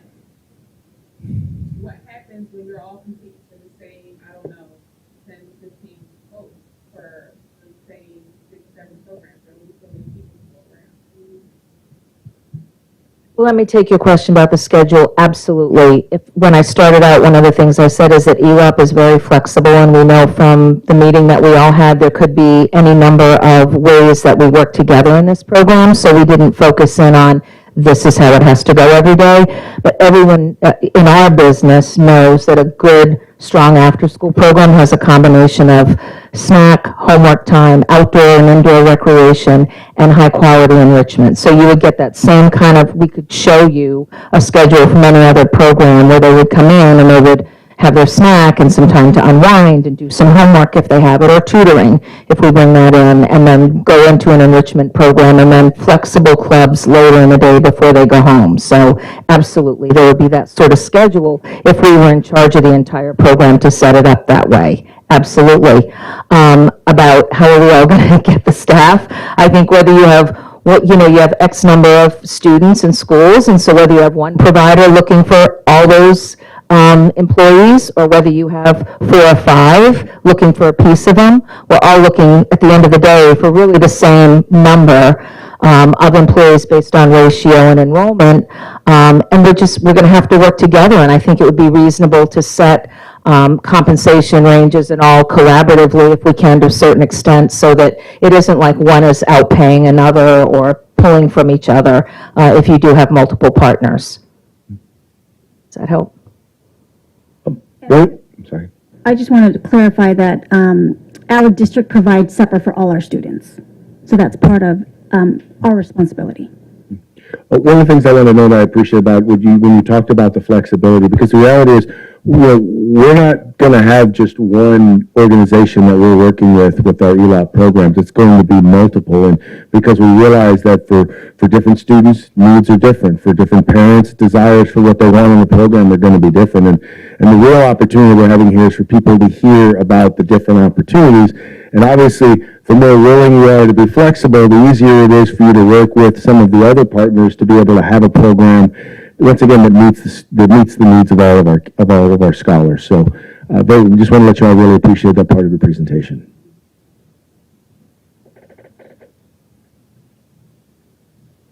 Okay, thank you. Our next presentation is Dream Enrichment Classes.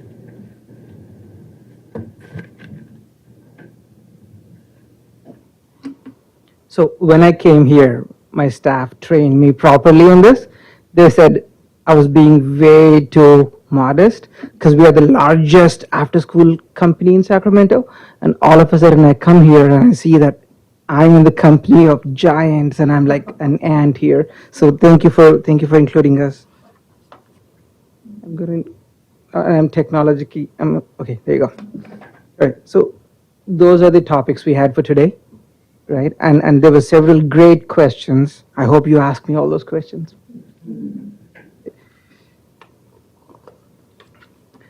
We've been doing after-school enrichment at Sacramento for a very long time, almost 19 years at this point, right? We have worked with all the districts in Sacramento that I would think.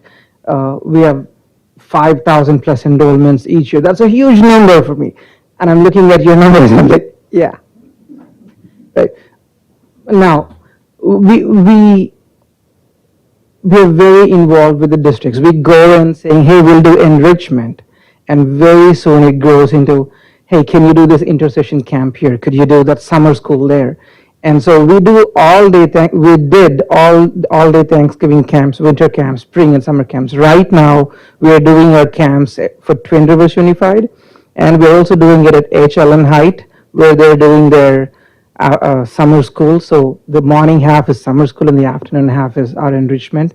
And in the month of July, it's all us, when the school is done, right? We provide quite a few programs. Now, all those programs you see in the bottom, Early Engineers, Firefly Art, Chess Academy, right? These are like, you go to the schools out there and you talk to the principals and you will see these are very popular programs here in Sacramento, right? All the curriculum is built in-house. We don't believe in how some vendors would actually get their teachers, get their team leads, like an hour before class, they Google an art project, print it out, and have kids color the whole day. We don't do that, right? Our curriculum is standardized. It follows the state curriculum. So, and we have a 5-year rolling schedule. So Early Engineers, for example, it's a 5-year curriculum. If your kid joins in the first grade with us and they work on a project, they'll never ever see that project all their school life because there is new project every week, right? Same thing with art. You draw a turkey for Thanksgiving, you will never ever see that same turkey come home for the remaining Thanksgivings with the elementary school. It'll be a whole new project every time, right? Again, let's go back one step. Chess Academy. We don't just play chess, right? We learn chess the right way. We learn the tactics, the techniques, and everything. We have inter-school tournaments. In fact, before COVID, the largest we have had with Sac City Unified School District was called the Tiger Trophy, where we did it at John Still Elementary with about 17 schools participating, right? And our software is all developed in-house to pair kids up. I run the Folsom Chess Academy, and I've been doing this for a very long time. So chess is very close to me. Minecraft, right? We all know Minecraft. I wanted to ask about the incentives that you provide for truancy and stuff. And my point is, it's very simple. Give kids a laptop and have them play Minecraft. You attend the whole day school and you play Minecraft. It's that simple, right? But then our Minecraft is not playing because we do coding with it.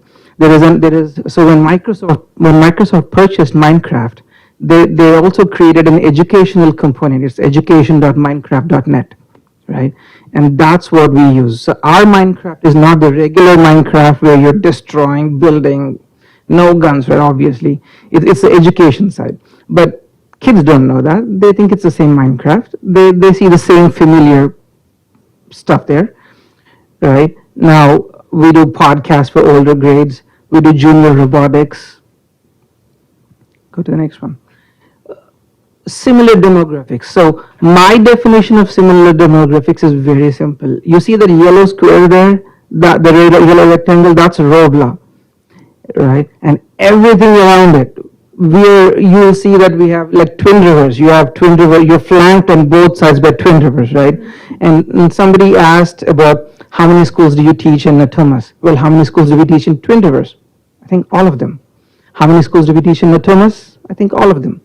Right? There are 11 schools, and this next school year, we're probably going to go exceed what we were planning on doing for Natomas anyways. Sac City Unified, we are one of their preferred vendors. Elk Grove, I have my notes here for Elk Grove. I should be doing my notes too. Hold on, sorry. Yeah. See, I'm not a professional at this.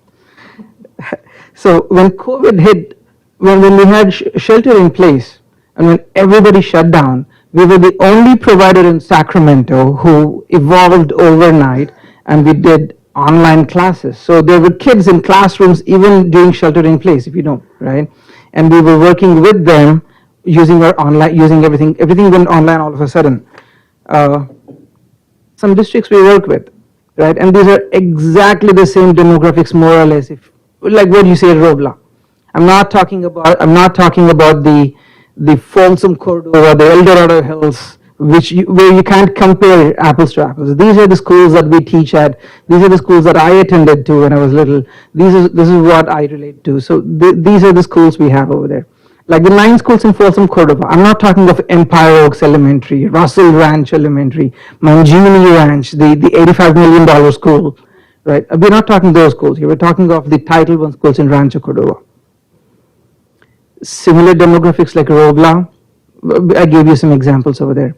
Now, we're very sensitive to the cultural demographics. What I mean is, again, we can't say that we'll pick from a particular fill in the blank, right? It's an equal opportunity employment. But when we recruit, we enforce certain rules in our stuff. Like, for example, the teacher that we hire has to be within a 2 to 3 mile radius of the school you teach at, right? I mean, for example, if you have to teach at a school in Natomas, we can't hire a teacher from Folsom or El Dorado Hills and have them come teach in Natomas.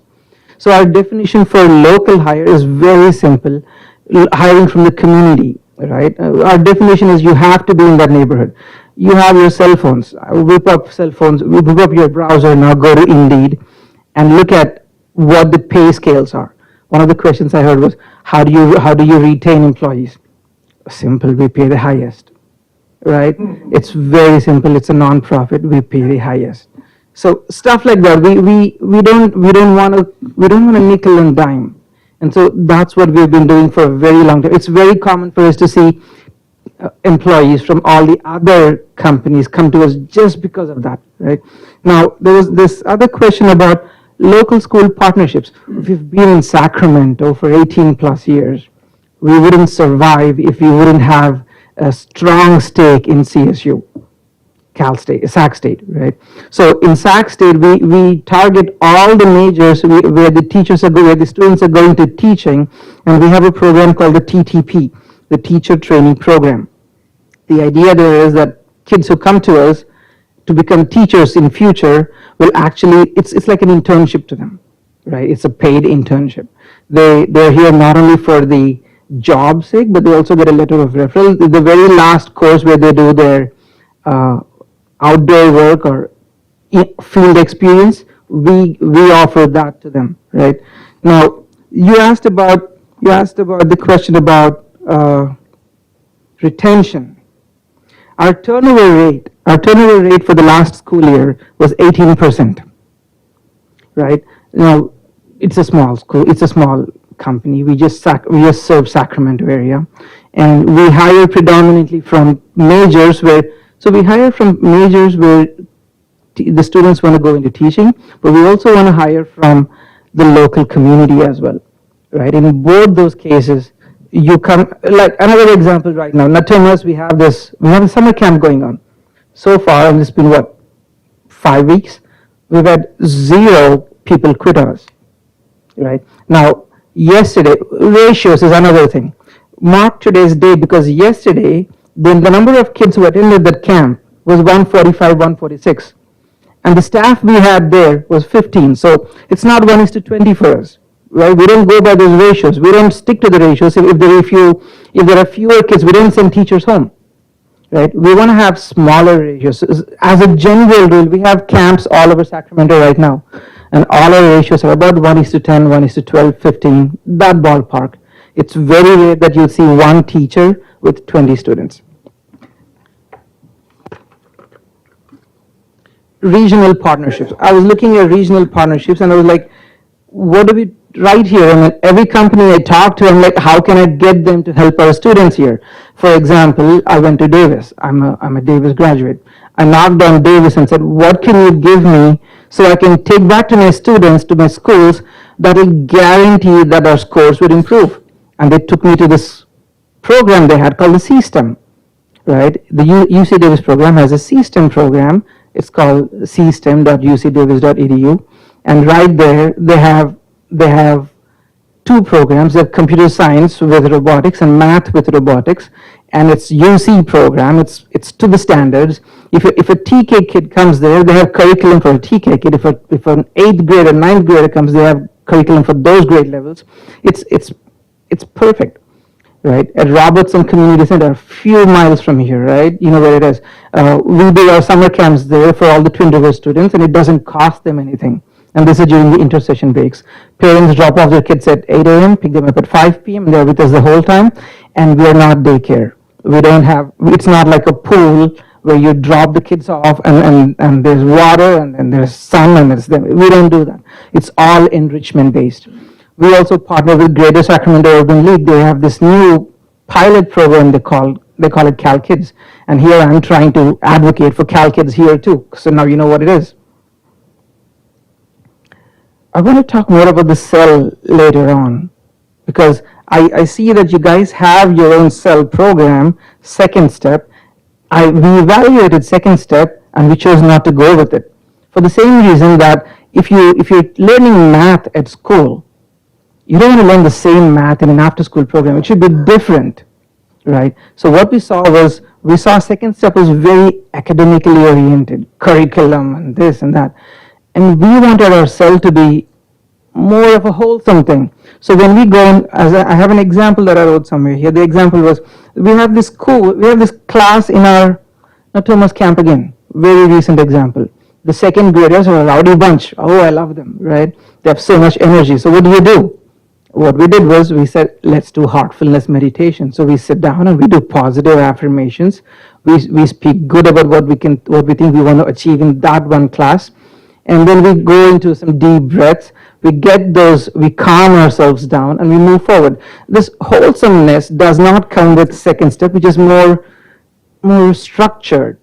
So it's like learning math. If you're learning your multiplication tables, you do want to have that sense of understanding, which is what math is about these days, right? Where you read a word problem and you're trying to implement it there. And that's what we do. That's why we chose, when the school does second step, we would do something different. Now, here is an example of what we're doing with other school districts, right? That's what we're doing in Thomas right now. And during the day, if you look at the other vendors, this is all public knowledge too. There are two other vendors besides us. The other vendors give 2 enrichment programs. For the life of it, from 7:30 to 4:30, you spend 2 hours on enrichment. Our teachers can't handle that stress of handling rowdy kids for the rest of the time. We want more enrichment, right? Twin Rivers, same thing. We've been doing it with Twin Rivers for a very long time. Somebody asked about, do you provide food? The answer is yes, we also provide food. The district provides food, but the nutrition department in Twin Rivers, as an example, it's done with its job on July 27th this year. Our camps go all the way to August 15th. And during that time, we provide food as well, right? And it's very easy to provide food. You just go to Costco, order boxes of pizza. Kids love Costco pizza and we love them too. Go to Panda Express and they have nice buffets, right? I'm not talking about packaged foods, right? I'm not talking packaged foods that you would buy, because I need to be able to feed that to my kids. If I can't, I won't feed it to your kids. It's that simple, right? Our ties with Robla, well, why look at all those districts out there? We've actually worked with Robla from 2015 to 2020 when you had the Sacramento START program. We were here with Sacramento START program in your schools, actively working in all your schools. Right? We did Firefly art with them, we did early engineers, we did honey code, video game coding classes, and yeah. So back then, we were primarily a START vendor, and we expanded our role since then, and now we want to come back to Robla on a much larger scale. Our scope of services, I guess, what do? Right? We don't think that after school should be daycare. And I would probably ask you to just go ask around and see what the other daycares are, what the other after schools are like. Kids come in at a certain time, and you guys probably have this experience too. Kids come in from their school into the daycare. The first thing they do is they spend some time checking in, and then they have supper, and then that's it. Teachers don't give homework, kids don't get to do homework. If teachers give any homework, and if the kids want to do that homework, yes, there is homework help, right? What we do is slightly different, right? We have some of our programs, so we do Firefly art. What we do is slightly different. Let me finish that talk because the slides are a little off here from my flow. We believe that we can actually influence the homework part. And we also think that the homework should not be exactly what the teachers do in school. For that, and we also believe in incentivization. We have a very strong incentive. It's called Minecraft, right? If you don't like Minecraft, guess what? We have Robla. We have Roblox, sorry. If you don't like Roblox, we'll get you Fortnite. But you'd only get them if you do something for us. And that's for us, that something for us is obviously going to be something with academics and studies and games, educational games, right? We also had a question about, do you partner with SPED? My daughter was a SPED, right? So when, I'll give you an example. I was in this nothingness camp, again, for all, I keep going back to the same thing, because this is still so fresh in my mind. There was a kid there who was being very talkative, not listening and all. And I'm like, hey, you know what, I'll call your mom now. And the kid said, you can't, my mom died. Was he kidding? He was like a fourth grader, he was a big kid. Was he kidding? I didn't know. As it so happens, kids make lots of your mama jokes. And that hits him really hard. We see this all the time. Our staff is trained to step in. Our staff is trained to not let that happen. If we feel that there is a kid who needs our help, our staff is specially told to step in. And we also get feedback from parents, right? And so we believe in that close family connections. Because we have to, we don't have a choice. I've seen what it is with my daughter too. And so I enforce that here as well. I think we do all these programs, everybody does programs. The only difference between our programs perhaps is that while we're doing this, we also ensure that there is some kind of an incentive at the end. You do this and you get something else. And that something else better be worth it, right? These are what we started for the older schools this year. We do cooking champs, we do podcast pros. Kids actually get microphones and they do podcasts. We have a tie-up with NPR that if we can come up with a really good podcast, they'll do it for us, they'll host it. Well, can we come up with a really good podcast? Good question. What's new this year? We're always coming up with new curriculum. This year we thought we should do hydroponics. It's a good thing to have in spring. We want to do esports. We saw how Natomas was doing esports with their district. So we tied up with their LEAP Academy. And Mr. Justin was very kind. He showed us, he invited me to his esports that they did. This is something we can do everywhere, right? Program snapshot, what do we do? So typically, an after-school program is about 3.5 hours. About 20 minutes goes to supper break, right? 30 minutes is homework time. If there is no school homework, we come up with our own curriculum. We'll extend your iReady if you have one. If not, we have our own licenses for that. And about 1 to 1.5 hours is all about enrichment activities. The last 1 hour is outdoor recess. We don't believe we should play right away. We do the play part in the very end. We finish all our other activities and then it's playtime. This seems to work really well too.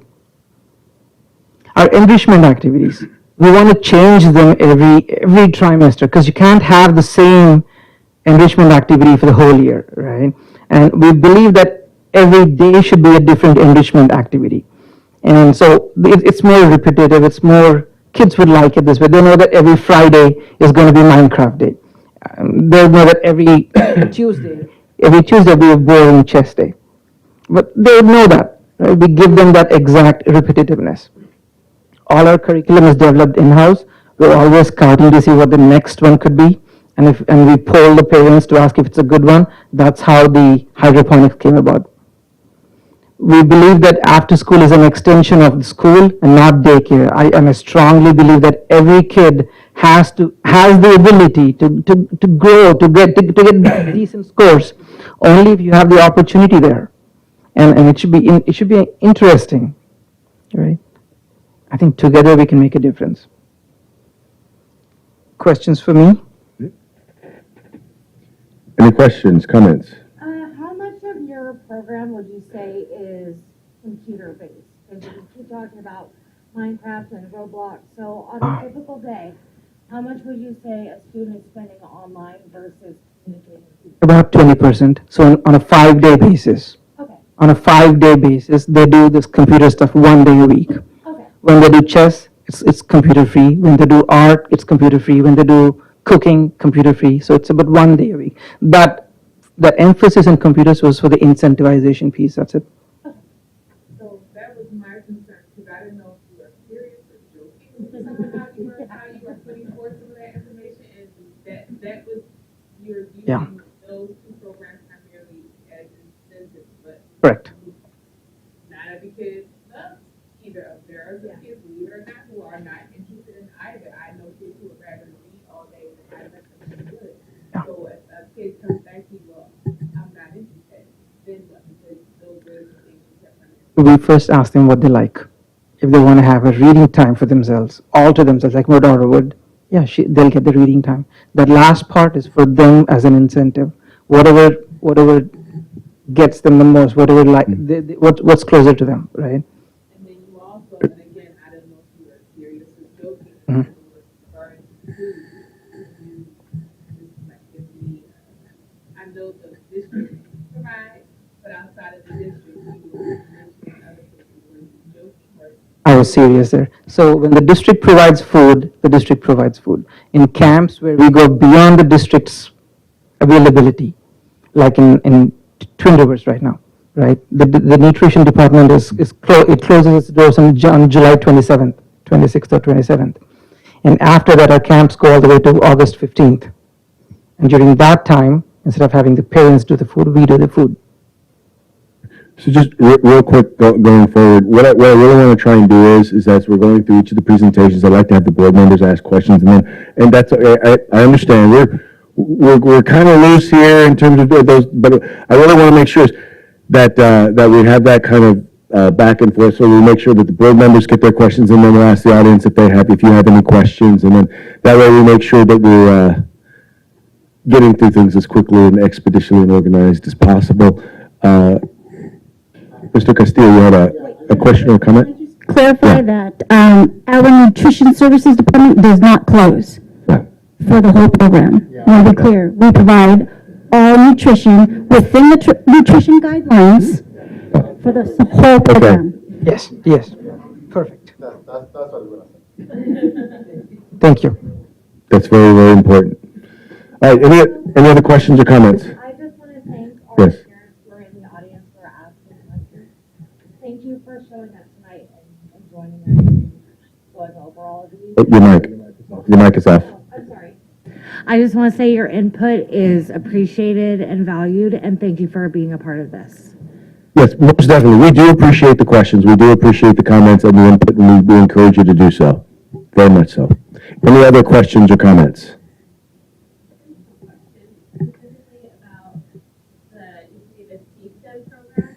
So, one, are you currently implementing that, and how does that work? Like, is CSTEM giving you a curriculum, or are they providing your staff training, and then it's like one of the activities that the students go through? So we saw one of our districts try to do CSTEM. The way they did CSTEM was they called CSTEM and they had the program managers, I guess they're called. They had their program managers get trained in CSTEM. Well, guess what? There's attrition. The program manager leaves. When the program manager leaves, CSTEM goes away with the program manager. And the school would have no more after that. In our case, it's slightly different. In our case, as the person in the company, I got trained in CSTEM. When my staff leaves and a new person comes in, I train them right away on CSTEM. So the CSTEM program can continue. CSTEM is new to us. We're implementing it this current year. But as of this past year, the few months ago, right, I got trained in CSTEM by them, and we want to go live with them this year. Mm-hmm. When it goes live, then yes, all grades you talked about curriculum too. They provide curriculum and they provide grade sensitive curriculum. So if it's a TK, they get a different set of curriculum, a different grades get different sets of curriculum. And it's super fun because it doesn't look like education at all, and it's all education. I worked in data engineering. Oh, you did? Office. I'm a little familiar with it, but I haven't seen it from this perspective. So I'm really excited to see that for us. cstem.ucdavis.edu. I actually had a question. Now, I noticed you had a lot of academic and a little bit of arts in terms of, I forget what the term is anyway, but I noticed I didn't see a lot or anything in regards to physical activity, sports, or performance art? Is that not something that you guys do, or is there something that just you do, but it's not included in this presentation? So we don't do sports, but we do hire people in our staff who help the kids with like flag football. Okay. But when you're talking about like professional sport coaching, like soccer coaching or something that needs more of this, we would defer that to like an expert. Okay. Right? The other question you had was about, do you do something beyond? We have a program called Spotlight Stars. Sometimes during Christmas is when we focus on theater, and that's a good time to do that. But after that, we go to another program. Okay. All right. Any other questions or comments? I have a question for Superintendent Chen.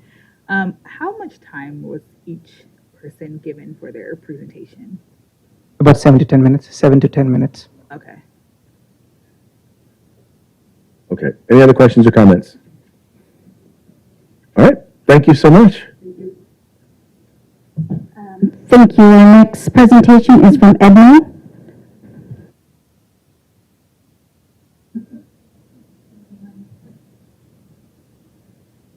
Hi, good evening, Board. My name is Eduardo Caballero, and I am the Executive Director and co-founder of EDMO. And my name is Kendra Watkins, and I'm the Director of Partnerships for EDMO. And we'll try to keep this one a little briefer. We're going to try to keep that 5 to 7 minutes. A little bit about EDMO. We've been around for 21 years. We are a nonprofit. We are based right here in Northern California, and we work with about 10,000 kids every day across all of our 52 different schools that we work with. And our specialty is co-designing with our school district partners to create programs that leverage their strengths and the things that they want to work on in their community, and then combine those with what our strengths are in the community. And we are great at working with our school district partners as well as other agencies as well. We have a lot of different collaborative models that we work in. A little bit about what we do. Like I said, we have that co-design model. I know when the principals were talking earlier, there was a few things they brought up. Community schools, social emotional learning, writing, parent engagement, and attendance. Those seem to be some recurring themes through all of those presentations. So it was awesome to get a chance to sit here and hear those.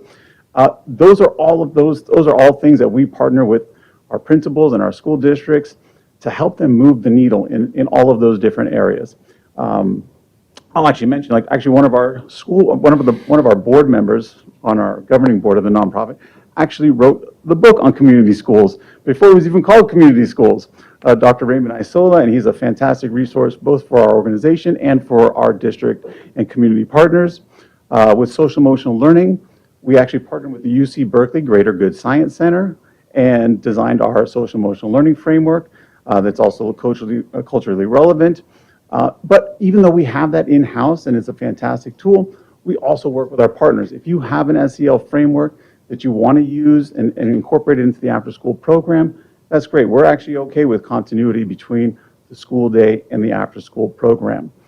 We've made it a very intentional effort to incorporate writing into all of our curriculum as well. Like I mentioned, we are STEAM, but we actually weave in literacy and writing into all of our components. And parent engagement. Kendra's going to talk to you a little bit more about our model of how we do our curriculum, but we have a ton of parent engagement we do through monthly community events at our schools.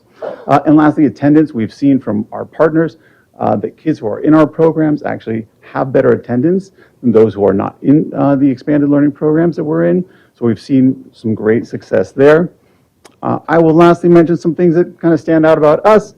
We've been nationally recognized. We've won the Excellence in Summer Learning Award from the National Summer Learning Association. It's only about 60 organizations in the country that have won that award, and we were recognized for that in 2021. Okay. I know we talked about, here we go. Yeah, a little more about the co-design model. So we start right from the beginning with that community voice, gather that community impact. Like what are those things that you want to move? What are those metrics that you want to move? Let's start there. make sure that we're aligned with our values, design that program again to meet those goals, and then implement the program and do continuous improvement plans. So we're surveying our parents, our kids, our staff, your administrations to hear how that program is going towards those goals that we co-create together.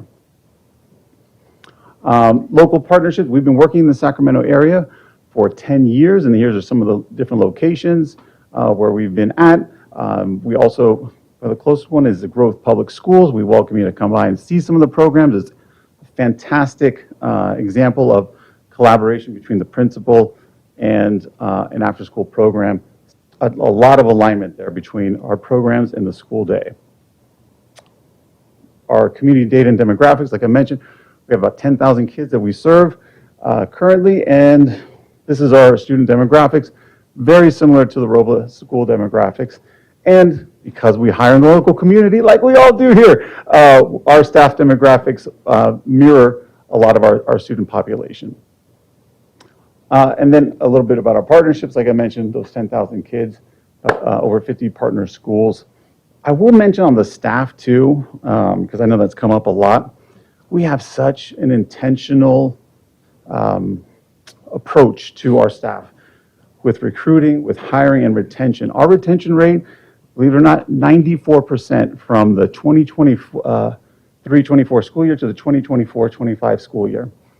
And that's due to several different factors. Yes, we have competitive pay. In fact, that's one of the first questions we ask our partners is, hey, what are your paraprofessionals making? We want to make sure that we at least reach that amount, if not exceed it. We also have that focus on the teacher pathways. We have a partnership with the Butte County Office of Education as a statewide teacher pathway program, and staff in our programs get college credits towards community college for working at Edmo. And they're able to do that because of the level of the curriculum that we have. We have an in-house team of curriculum writers who design a curriculum that's aligned with the the next generation science standards, and all the training that we do on the front end, which Kendra will talk more about. But we're actually helping our staff get their AA degrees and hopefully their 4-year credentials and eventually get their teaching credentials, which definitely shows them that we care about them and their pathways, and then in return they stay. I'm going to step out and let you step in. Thank you so much, and thank you all for being here tonight. I'm going to talk a little bit just about our program structure and our curriculum as well. So we are a comprehensive program provider. We do the homework support, academic time, outdoor movement, and the enrichment activities, and we put a very big focus on being community first and custom designing. So we really love working with current providers in the area and integrating with the programs they're doing and finding ways that we can elevate them together. So this is an overview of our STEAM curriculum. As Eduardo mentioned, it is all created in-house by our team of curriculum writers, and we do monthly themes. So we rotate through monthly themes, and we break down by age group. So this was our past school year here. And then the other thing that we really build throughout our entire program is social emotional learning development. So we have developed what we call the Edmo method. It is our full framework of SEL, and it includes not just the kids, but also our staff and the way we do hiring practices. It really goes throughout the entire organization. And we focus on, with the kids specifically, our space skills and helping them develop those, as well as the staff, so that they can go out into the world and be curious, courageous, and kind leaders. And with our SEL, it is interwoven into all aspects of the day as well. So outdoor time has intentional organized games that incorporate social emotional learning. Our STEAM curriculum incorporates it, and then we also incorporate that into our academic time too. And then one of our other big pieces that we really put a focus on in our program is celebrating communities and engaging our families. So each month, our staff and students have the opportunity to design a week of the program. So they work together, they pick maybe something that kids are really interested in, something a staff member is really interested in, and they co-design it together. So it's really our opportunity to elevate the student choice and voice in the program. Some examples of things we've done with Community Week is 1 week the kids did a custodial appreciation. So they did a whole week just celebrating custodians. We've done family festivals, multicultural celebration, lights on after school. And here in Sacramento at our Growth Public Schools program, we host a yearly multicultural festival. And we bring together, there's a video there, but it's not going, but we bring together local high school clubs and groups, local vendors, as well as the students and families in our community to do performances that highlight the various cultures around Sacramento. And that is open to the full community. So it's not just to the after school program kids. All of our Community Week events are open to everyone. So it's also a wonderful time to highlight our program for families. So if we're looking to enroll, get attendance, we have families coming out and engaging in the program. And finally, just wanted to give a little overview of some of the feedback for EDMO. So here you can see we have 92% of our families have reported that kids really love going to EDMO, and 90% of our families would refer and have their kids come back to EDMO as well. And then we have some feedback from our kiddos that they are really developing those SEL skills. They're developing confidence in STEAM, and they feel more excited about going to school because of the after school program. So I want to thank you all for your time today. I do want to highlight one piece, which is just we are very excited for this opportunity. We would love to find ways to collaborate with what you already all do. We are not here to come in and do it all, and we would be happy to do one site, multiple sites, any way we can really help expand access to expanded learning in this community. We would love to be part of it. So thank you all for your time. Okay. Questions, comments? You said you had a 92% retention rate for employees? 94%. 94. Year over year. We'd like to ask. Go ahead. Yeah. Oh, I was just going to reiterate the questions that have been coming from everybody. So I Yeah. didn't have to fill out the paper for every single one. So, what was I going to ask? Oh, yeah, I forgot to ask the last person, but will you work alongside with the Girl Scouts like some of the parents have requested? Are you capable of doing that? Yes, absolutely. We have collaborative partnerships at multiple school sites. We collaborate with local dance teams, performance studios, everything to kind of like really build that community for each school. So we would be happy to do that and collaborate with what's already in place as well. The list of school sites that you had, are those all sites that you have worked with or you are currently working with? All been in the past 10 years that we've worked in. So we moved from we used to have a fee-based model, and now we've transitioned to only working with school districts and ELOP ACES 21st Century Funding in the past 3 years. So we had a larger footprint in when we had the fee-based programs, but we are completely equity program focused now as of the last year. So what schools are you in currently in the Sacramento area? Schools is where we're currently at. Okay. With the ELOP program. Okay. Any other questions? Any community members have questions? We'll go right here first. How did you guys find the ability to get 94%? I can talk a little bit to that. A big piece of that is just investing in our staff.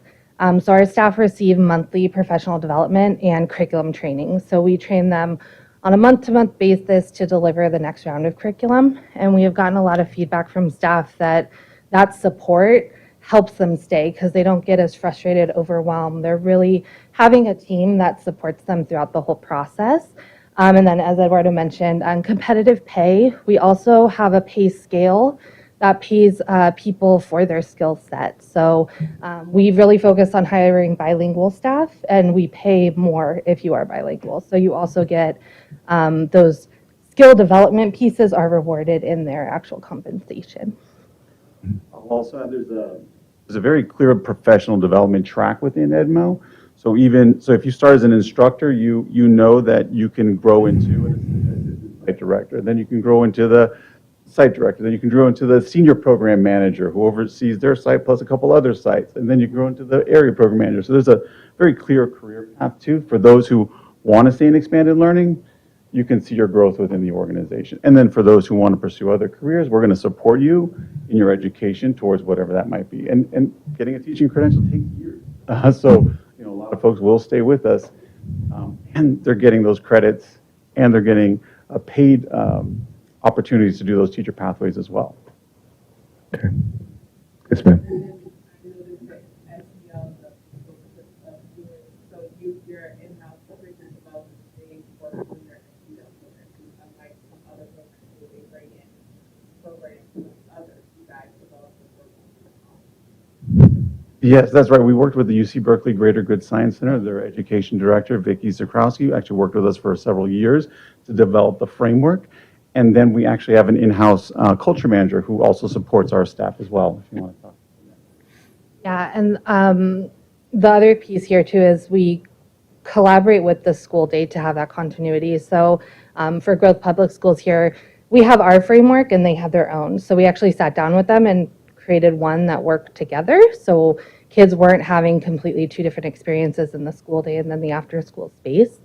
And then our program culture manager works with each site to develop and support their community weeks to ensure, number one, they're culturally relevant to the population that the staff is working with, and that they're also, aligned with what is going on in the social emotional learning development. And we have 4 curriculum writers who write all of our social emotional learning activities as well. Any other questions or comments? None online? Great. Thank you so much.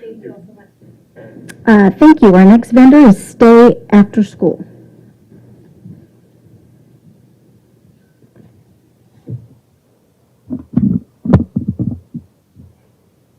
Good evening, everyone. I especially want to thank you, the parents who are in this audience. I'm Pooja Shah. I'm the founder CEO of Stay After School. And 9 years ago, I was exactly where you guys are at Fremont Unified School District, 200 miles from here, where there was no ELA program. There was no after-school program, and I didn't like the YMCA where the kids were being babysat.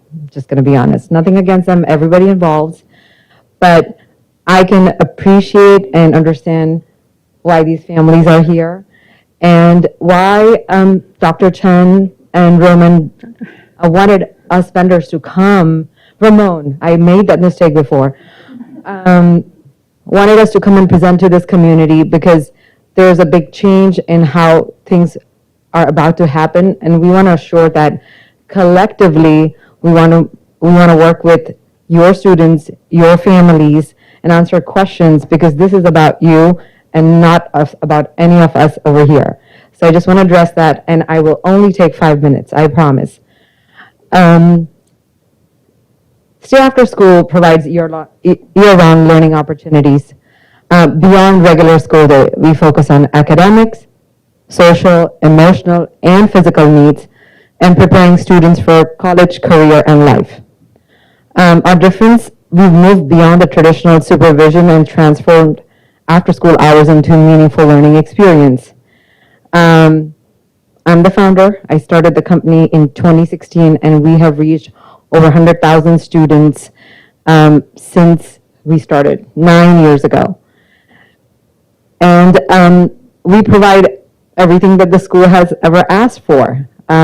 Before and after school program, specialized in traditional summer camps, recess programs, and enrichment electives. Yes, we've done it all. At the end of the day, we're really good at staffing. So when a school says, we need these hours fulfilled with talented staff, we're able to provide them that support. This would be our first partnership with Robla School District. But in 2022, we started working with Twin Rivers. The first 3 schools that we work with were Kohler, North Lake, and Dry Creek.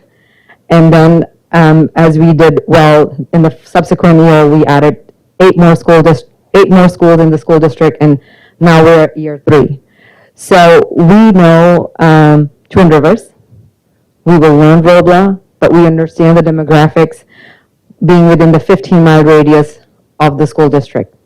And to iterate on our experience with similar communities, Bakersfield City School District, McFarland School District, and Harris County, these school districts have about 90% Title I students who are on free and reduced lunch, who match the demographics that we understand, and we know what those communities need, what families look like over there, and what kind of staff they're looking for. The program that we will be working with have ELOP objectives assigned to them. So we know that we're working with state and federal dollars, and we have to align with those objectives. And those 4 objectives for us are providing academic support, embedding social emotional learning activities, making sure that kids are focused on physical activity and wellness, and create engagement through STEM and arts and sports programs. And our success speaks to that. 24-25 school year, which ended 2 weeks ago, we had 85% attendance from students. We track student enrollment every day. We have a sheet that is collected from our instructors on students that came in. By ELOP standard, the students have to be in the program at least for 90 minutes to be marked as participating. So we make sure that when kiddos stay in our program for 90 minutes, that's the one. Am I? You're fine. Yeah. Sorry. That's the time when we mark attendance, not if they leave early. So 85% is a high number. And the way we understand that students will stay in our program is when they have instructors that they see every day. We pay our instructors $20 to $25 an hour. Most companies provide anywhere from 18 to 19. We knew that we had to be competitive and pay a little bit more, but also make sure that there was an opportunity for growth. So instructor retention is critical. Every 3 months that they're with us, they see a 10% increment. So by the end of the term of the 180 days of school year, they find themselves in the $25 range. And that's what makes us, gives us the ability to keep that retention on. Show up, because when you show up, our kiddos see the same face, and there's a retention in program, in your ability to come back to work. In return, we see student engagement. Student engagement is measured in metrics of, as it was pointed out, if a child is interested in doing sports program, they're allowed to go do that. If they want to finish robotics class, they're able to finish that.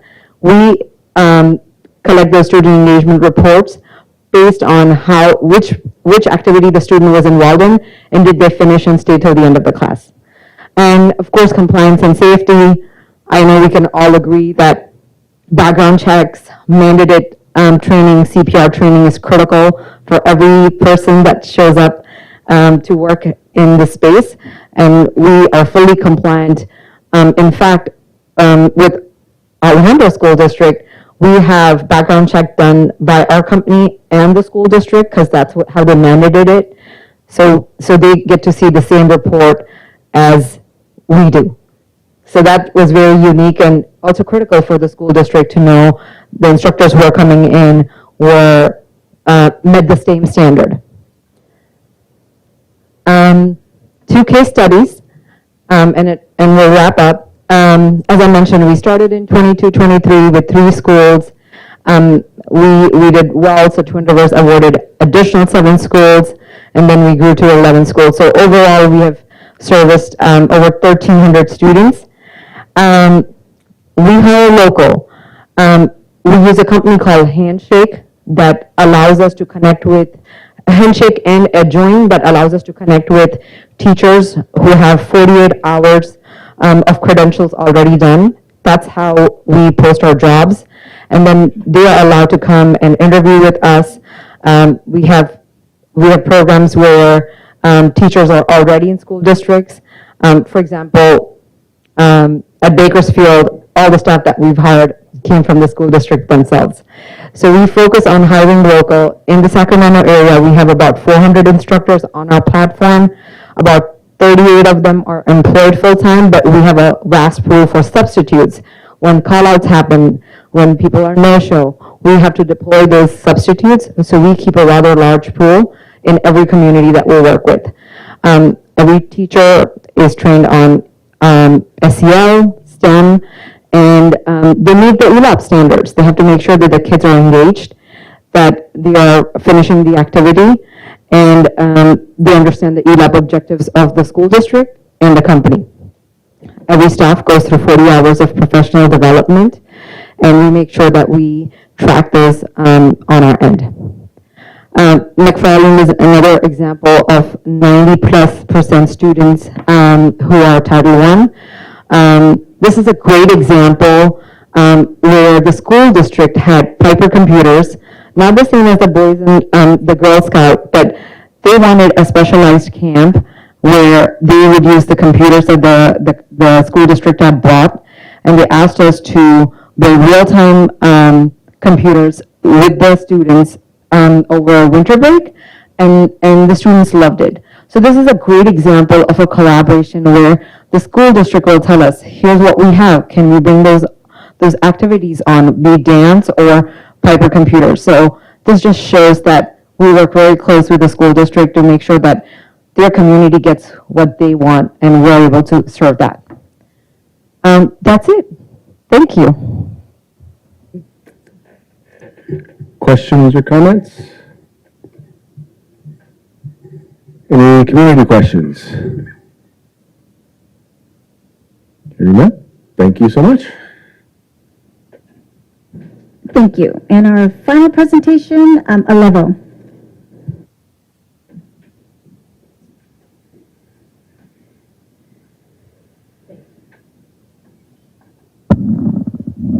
All right. Hello, everybody.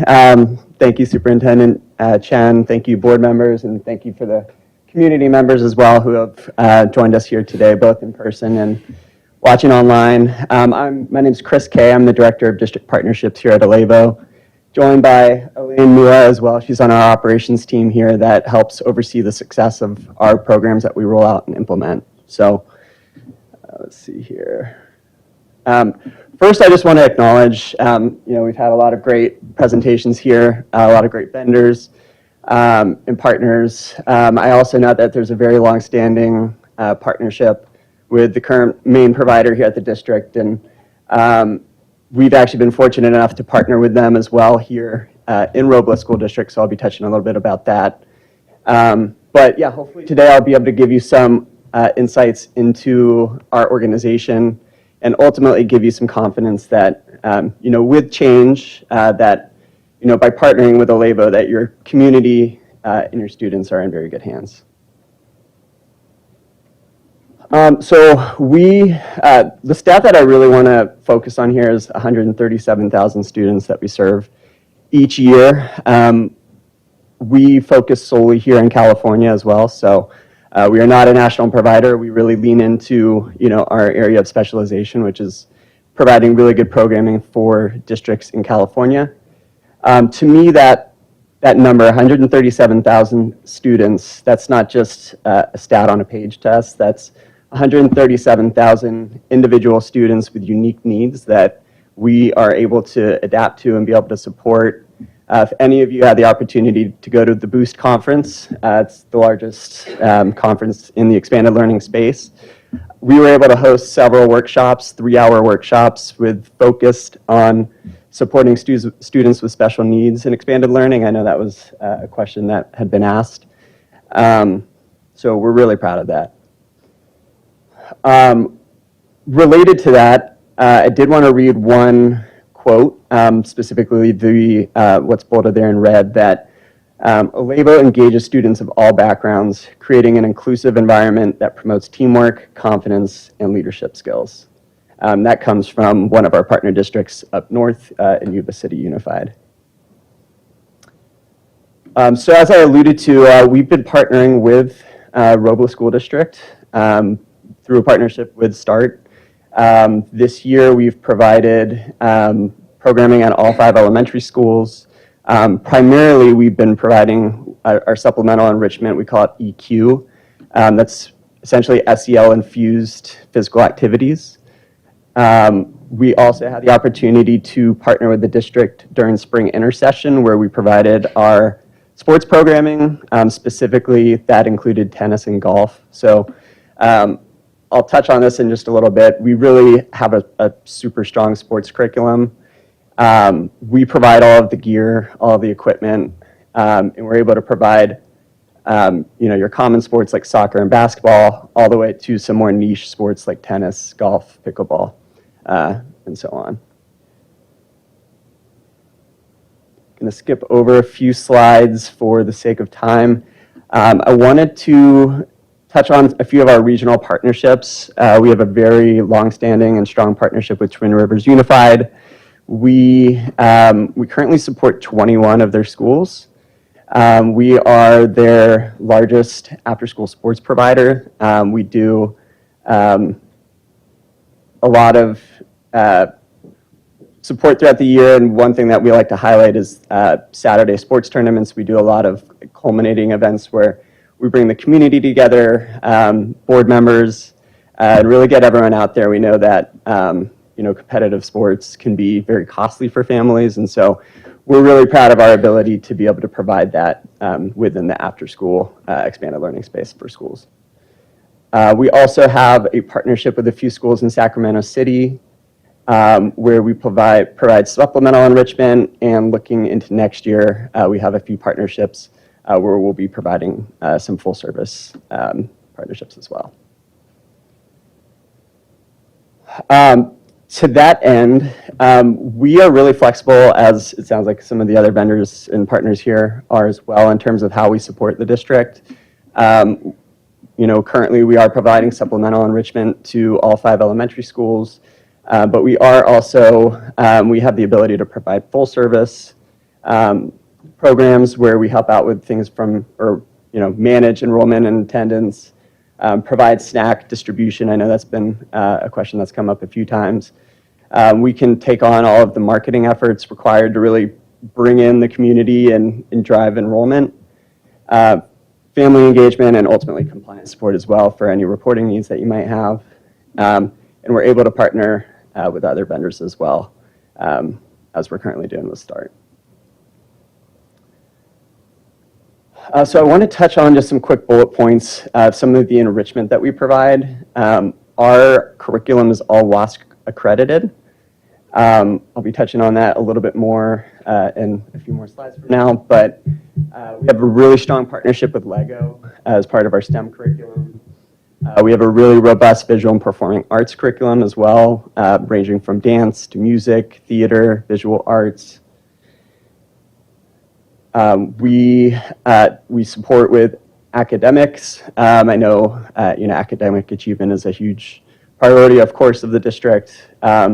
We are able to support with homework coaching for any students that might not have homework. We're able to provide, enrichment there to support that. And all of our curriculum is differentiated. We're able to provide, support specific for like TKK versus grades 1 through 6 and so on, and be really targeted in that capacity. I know I touched on sports as being a really strong suit, I think, for Alevo. We offer 12 sports. So again, your more common ones, basketball, soccer, flag football, all the way to those more niche sports that students might not otherwise always get access to. So cheerleading, tennis, golf, pickleball. And as I mentioned earlier, we love to build up to culminating events with jamborees, sports tournaments, and really making it a strong community event. Our EQ curriculum, again, this is our SEL-infused physical activity. This is a great option for, really bringing in students who might not necessarily want to jump in and participate in your traditional organized sports. Still gets them moving, still gets, the physical activity component, and ties back with an SEL theme of the week. Here's some examples of some of the student and family engagements that we put together for some of our partner districts. And really the last main piece that I wanted to touch on here is that Again, our curriculum is WASC accredited, and we tie it to California state standards. Our VP of Curriculum and Training is Dr. Kristen Henry, and she is a member of the Expanded Learning Research and Evaluation Strategy Committee for the CDE. And so she oversees our team of, our curriculum team of 7 individuals and growing, as well as the training of our staff as well. This is a quick snapshot of our district team. Like the other providers here, we hire from the community, but we have also a really strong team here locally that helps oversee and kind of manage we call our coaches that are out there, ultimately the ones interfacing and working with the students. And just to emphasize, we're really here to help. So with any needs that the schools or district may have, we're able to support really in many different capacities. Thank you very much. Any questions? All right, thank you so much. Thank you. I just want to say thank you to all the providers for coming out, but I do have a call to action for all of the parents and all of the families. I do ask that you call a neighbor, call a classmate, parents, and ask them to go back and watch the videos and see the information that's being presented, and then share your feedback with the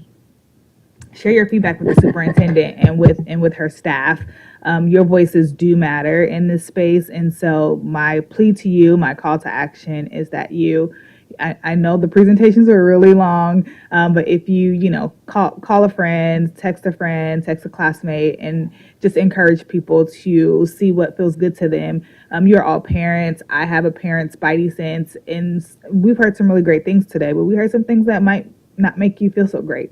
And so if that's the case, we want to make sure that the superintendent and her staff know. So that is my plea and my call to action to all the families out there tonight. That the district, could you also perhaps use Parent Square to notify parents that this is on YouTube, we can rewatch it, it starts at this minute, this second, like some of the beginning stuff. I think that also might help, right? If you want the feedback, you could also, in your announcement, attach a survey, right? If you want that feedback, we can definitely, I can definitely tell the people that I know, but I have a really small circle, you have much bigger access than I do. I know it is more of less school, but some of us will still get those notifications and things like that, and that's just something that would really help me if I forgot about it, right? If I watched it, I attended it, I might forget to email or something, I don't know who to give my feedback to. That's something that I think would help at least increase it, maybe even 10%, right? Yeah, I love that. Yeah, that's a great. That is an excellent suggestion. Yeah, that's fantastic. Yeah, thank you. I also would like to thank all the providers for coming out tonight. What I really appreciated was it seemed like as each presentation went on, people were listening and they heard and they made sure to include answers to questions that had already been previously asked. So I very much appreciate that. And with that, we're going to go ahead and move on to our action items. We're going to start off with item A, approve AB 1200 for RTA, CSCA, and certificated and classified administration. So move. Second. Been moved and seconded. Would you like to explain AB 1200 just real quick for those who are unaware? I'm looking for Mr. Castillo. The AB 1200 is a document that we provide to the Sacramento County Office of Education to ensure that the district is financially stable enough to honor the contracts with RTA, CSEA, and administrative. Great. All right, any additional discussion or debate? Hearing none, we'll move forward to a vote. All those in favor, please say aye. Aye. Opposed? Abstentions? Motion carries unanimously. Item B, approved tentative agreement between Robla School District and Robla Teachers Association for the 25-26 and 26-27 and 27-28 school years. So moved. Second. Moved to second. Discussion.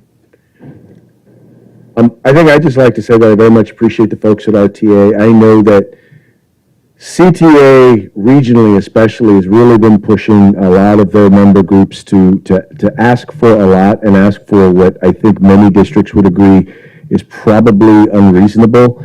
And what I appreciate is that our teachers understood, they sat down, they negotiated in good faith. They took a look at where we were at, they took a look at the situation we're at, and they were reasonable and firm. And then I think, from what my understanding of what many of the other school districts are discussing right now in negotiations, that we did pretty good. I think we did right by them and they did right by us, and I very much appreciate them understanding and all of their work. They've sacrificed a lot over these years, and I just appreciate that we were able to help them both in health and welfare benefits, which is something that we have always wanted to improve. But we were able to also come to a multi-year agreement when it came to a pay increase. So anyway, I just want to say thank you to both collective bargaining teams in this particular case, and I'll leave it at that. If there's no additional discussion or debate, all those in favor, please say aye. Aye. All those opposed? Abstentions? Motion carries unanimously. Item C, approved tentative agreement between Robla School District and the California School Employees Association, Chapter 285, for 2025-26, 26-27, and 27-28 school years. So moved. Second. Been moved and seconded. Discussion? I will say this, just same exact thing that I just said for the teachers, I want to extend to the classified classified employees. I will, though, however, because I do have a family member who is a member of the classified unit, I will be abstaining from this vote. If there's no additional discussion or debate, hearing none, we move forward to a vote. All those in favor, please say aye. Aye. Opposed? One abstention. So it'll be 4-0-1.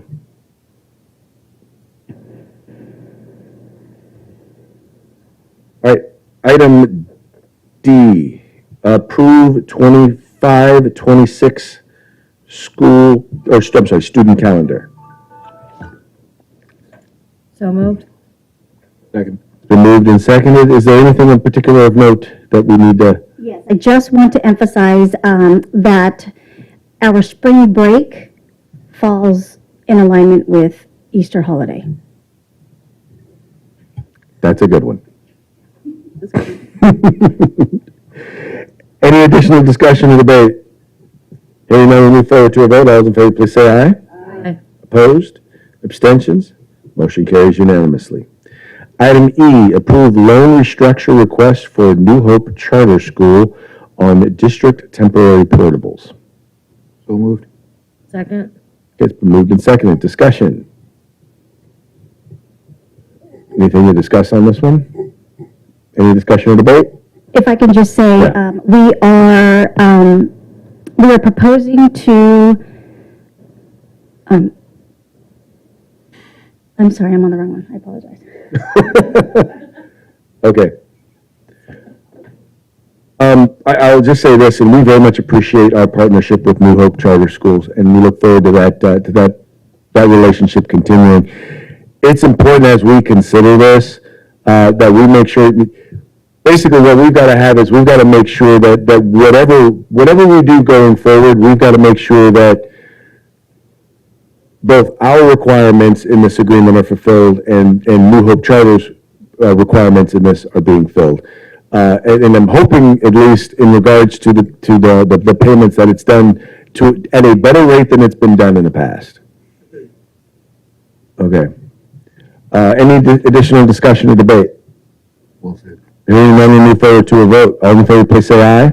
Aye. Opposed? Abstentions? Motion carries unanimously. Item F, disposal of 6 portables declared surplus property at Main Avenue. So moved. Second. It's been moved and seconded. Discussion. This is what I wanted to say. Okay. I apologize. We are recommending to dispose 6 portables from Maine. There could have been an option to include them in the demolition, but it's more cost efficient for us to have them disposed. what's the difference between demolishing them and getting rid of them and just disposing of them? Approved to be demolished, but there was send somebody like a non-profit organization that can still use it. So we will have to pay for the demolish, so that will be like a potential saving cost, and we will sell it a very reasonable price. So instead of us destroying it, it has value for somebody else who could repair and work to it, except for our library that we're keeping and we're moving to Glenbrook. So we want to be transparent, so we had to the board approval because we did not include that. We thought we were gonna destroy it, but there's an opportunity for somebody else to use it and recycle and value for them. Okay, that's a great clarification. I appreciate that. Your disposal does not necessarily mean that you're demolishing them, destroying them. Okay, I get it. So not only are we not paying for demolishing it, we're also making money off of it. Yeah, but the price, the selling price will be very reasonable, very cheap. So I don't want to say that will solve our budget problem. All right, you had me at solving budget problem. So when the people who purchase each one come to remove it, how much will it cost us, or will we have to pay to We remove? will not pay anything. They will pay for I'm it. talking about like what's the word, remediating, like making sure the ground underneath is like safe for the kids. Oh, that will be part of the construction cost. Where those portables are, that will be our new 6 portables will be there. Okay, sorry, I'm half asleep, So it will be sorry. very safe. It will be very safe. It will not be like anything lot. It will be. Okay, Yeah. okay. Okay, any additional discussion or debate? And they are removing as is, right? Yes, as it is. We will make sure, yeah. And they're Yeah. paying to remove it. They're paying for the moving, yeah. Yeah, okay, as is. Okay, any additional discussion or debate? Okay. Hearing none, we'll move forward to a vote. All those in favor, please say aye. Aye. Opposed? Abstentions? Motion carries unanimously. Item G, approve 2025-26 Sacramento County Office of Education MOU for instructional support at Main Avenue Elementary. So move. Second. Been moved and seconded. Discussion. As Ms. Newhouse mentioned in her presentation, she wants to continue the partnership with SCOE for professional development. Okay, any additional discussion or debate? Hearing none, we move forward to a vote. All those in favor, please say aye. Aye. Opposed? Abstentions? Motion carries unanimously. Item H, approve the 2025-26 service contract for GLAD teacher training at Bell Avenue, Taylor Street, and Robla Elementary. So moved. Second. It's been moved and seconded. Discussion? As Ms. Hall mentioned, her school will continue to work with GLAD, and more teachers from Taylor Street and Robla Elementary will be included in the training. Okay. Any reason why we don't have Maine and Glenwood? Glenwood's instructional practice, cornerstone instructional practice is AVID, Okay, and then we will identify one for Maine. got it. Okay. Any additional discussion or debate? Hearing none, we move forward to a vote. All those in favor, please say aye. Aye. Opposed? Abstentions? Motion carries unanimously. Item I, approve agreement between the City of Sacramento and Robla School District regarding after-school education and safety expanded learning opportunity program. So moved. Second. Been moved and seconded. Discussion. This is a contract where City of Sacramento START program will continue servicing the ACES contract. So in our conversations with the City of Sacramento, they mentioned that they secured the contract for the next 2 years and would like to fulfill that grant. And this is a recommendation for them to fulfill it for the next 2 years, and it will be for 100 students per site. Discussion or debate? Well, I'm just going to say this, and this is going to be kind of a challenge in dealing with the whole ELAP program and what we've been doing. The future of ELAP in the Robla School District has been an eye-opening experience. I can't say going into it that I had strong feelings about START one way or the other. I will say that I was very impressed by the parents who came and advocated for the START program. I was concerned when, once again, as a current and existing provider, that they didn't make the top 6, that they were so significantly, that their proposal did not meet the same qualifications. And after seeing those 6 providers today, I have to say I was very impressed with all that they had to present today. I was very concerned that, other providers who were not included reached out to board members and expressed their concerns. And by the way, I can tell you, at least I know that I myself as a board member, and I think from communications that we've had during board meetings, all of the board members were concerned that existing providers were not included among the 6 recommended approved providers initially. Having said that, START was not one that reached out to the board. START instead decided to communicate to parents, I'll just say information that was not wholly accurate, that was not wholly true, sent them to the board meeting, and unfortunately I wasn't at that board meeting, but I did see that board meeting. And parents were angry, and they were upset, and they were frustrated, and I think, I don't want to say rightfully so, but if I had had the information that they had been given or the information that they communicated to us that they were given, I would have been just as angry and just as frustrated. Having said that, I think we went out of our way to listen to the community and improve them as a provider. One, because we realized that they were valued so much, and we did have a long-standing relationship with START.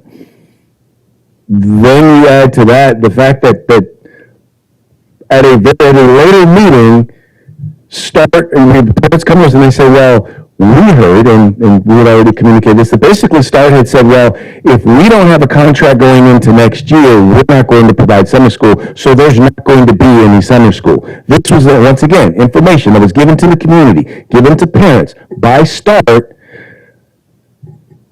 and I, once again, sent here to the board meeting, angry and frustrated, wondering what is going on. I, for one, don't appreciate and don't like doing business with people who do business that way. I just don't. I mean, I get it.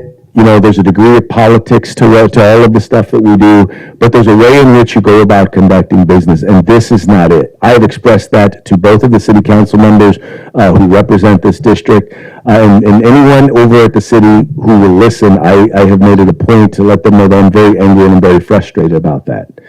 Now, I realize, once again, START has been a valued organization, a valued partner in this community. So I'm not willing to let that anger and that frustration get in the way of continuing that partnership to finish out the grant that admittedly they secured. I am hoping that we can use this opportunity to fix that relationship and how we do business. Because if this is how, one of the things I like about as we go forward is now we are the contracting agency. And if START in the city of Sacramento wishes to continue doing business this way, all I can say is this, is that should this item be approved tonight, and I have no reason to believe that it will not, should this item be approved tonight, if START continues to do business and communicate and work with Robla the same way in which it has during these last few months, I can guarantee you, I personally, if I am on this board, will not vote to approve any more contracts with START or with the city of Sacramento, because I am highly offended with the way in which they conducted business. They conducted their business with the Robla School District. And it's not the way the city of Sacramento should work with us and should work with any of their partners. I think the city of Sacramento owes the members of this board and the parents who they miscommunicated to, the community members that they miscommunicated to, they owe them an apology. I firmly believe that. And I believe as we go forward, I am hoping that that apology does come. And that's why I'm very disappointed that they are not here tonight to at least respond to my concerns. So anyway, with that, if there's no additional discussion. I just Yeah. want to say thank you for your comments, but I want to say those are the comments of President DeLuce Yes. and not the feelings of me. I personally believe that there was a lot of miscommunications on everybody's part. I think everybody had some missteps that happened with the proposal, with the grants, I think everybody had some communication missteps, and I think we all have to take responsibility for our part and our role in it. And so I thank you, Mr. DeLuce, for your comments, but I just want to make it clear that those are his feelings and his comments and not the comments of the entire board. Thank you for that. Appreciate that. Yes, ma'am. Kind of in the same vein, I would say that I think the parents are also owed an apology for not being notified in advance that this is happening. As much as START may not have provided misinformation, at least they provided some notification. And I think you can see that it worked in the sense that people listened and they responded. And I just wish that the district had done that from the beginning as well, that they had reached out. You have literally everybody's information at your fingertips, your parents swear. It feels like there's no reason to not communicate that to us. And I really appreciate that this meeting was communicated through Parents Square. I was so happy when I saw that in there. I know there's not that many people that do a little heart or whatever in social media, but just personally, I felt like that was a positive change that has come from some of the last few meetings, and I really appreciated that. I know that this situation has not fired up, I should say, but has opened the eyes of our parent teacher club, and we want to be more involved in the board and things like that.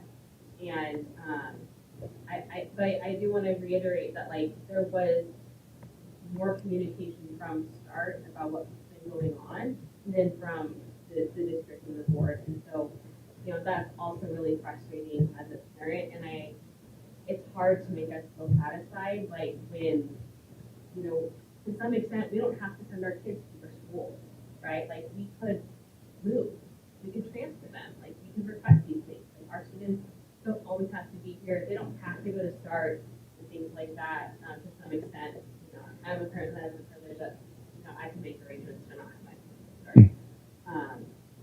And I think part of it also that kind of has not really been in some of the presentations that START fulfills is this care for our children. It's hard to see that in a presentation. And I think it's similar if you've had someone watching your children for a long time. To make that change, it's really hard to change that trust. And a lot of parents, at least, are secure in what we receive from START. And it's really scary to think about making a change when I personally know my child has a very, very strong bond, probably too strong of a bond with the director at our site for special reasons. And, it's really scary to think that, if a new provider came in, would my child still be successful because the director has reasons. She left the other day from START, after a Girl Scout event that they had, and she was just like, Hood is the best school in the world. I never want to leave. I really love START. And she was so the whole car ride home talking about how much this was the greatest thing in her world, and she didn't want to graduate sixth grade in several years and all these things. So, it's you can't put that on paper, and you can't, their directors and things like that that are going to be in the site are here, and it's hard when you do have someone who's here, and we know that. And so I'll say, as a parent, yeah, it's hard to want change. Mm-hmm. Right? I think you guys all appreciate when you find something you really like, whether that's a restaurant or wherever you're going, your favorite meal or something. It's really hard to let them go. I think that's what a lot of the parents are emotionally feeling too. I very much appreciate that. And once again, I think in my frustration, in no way is my frustration with the parents.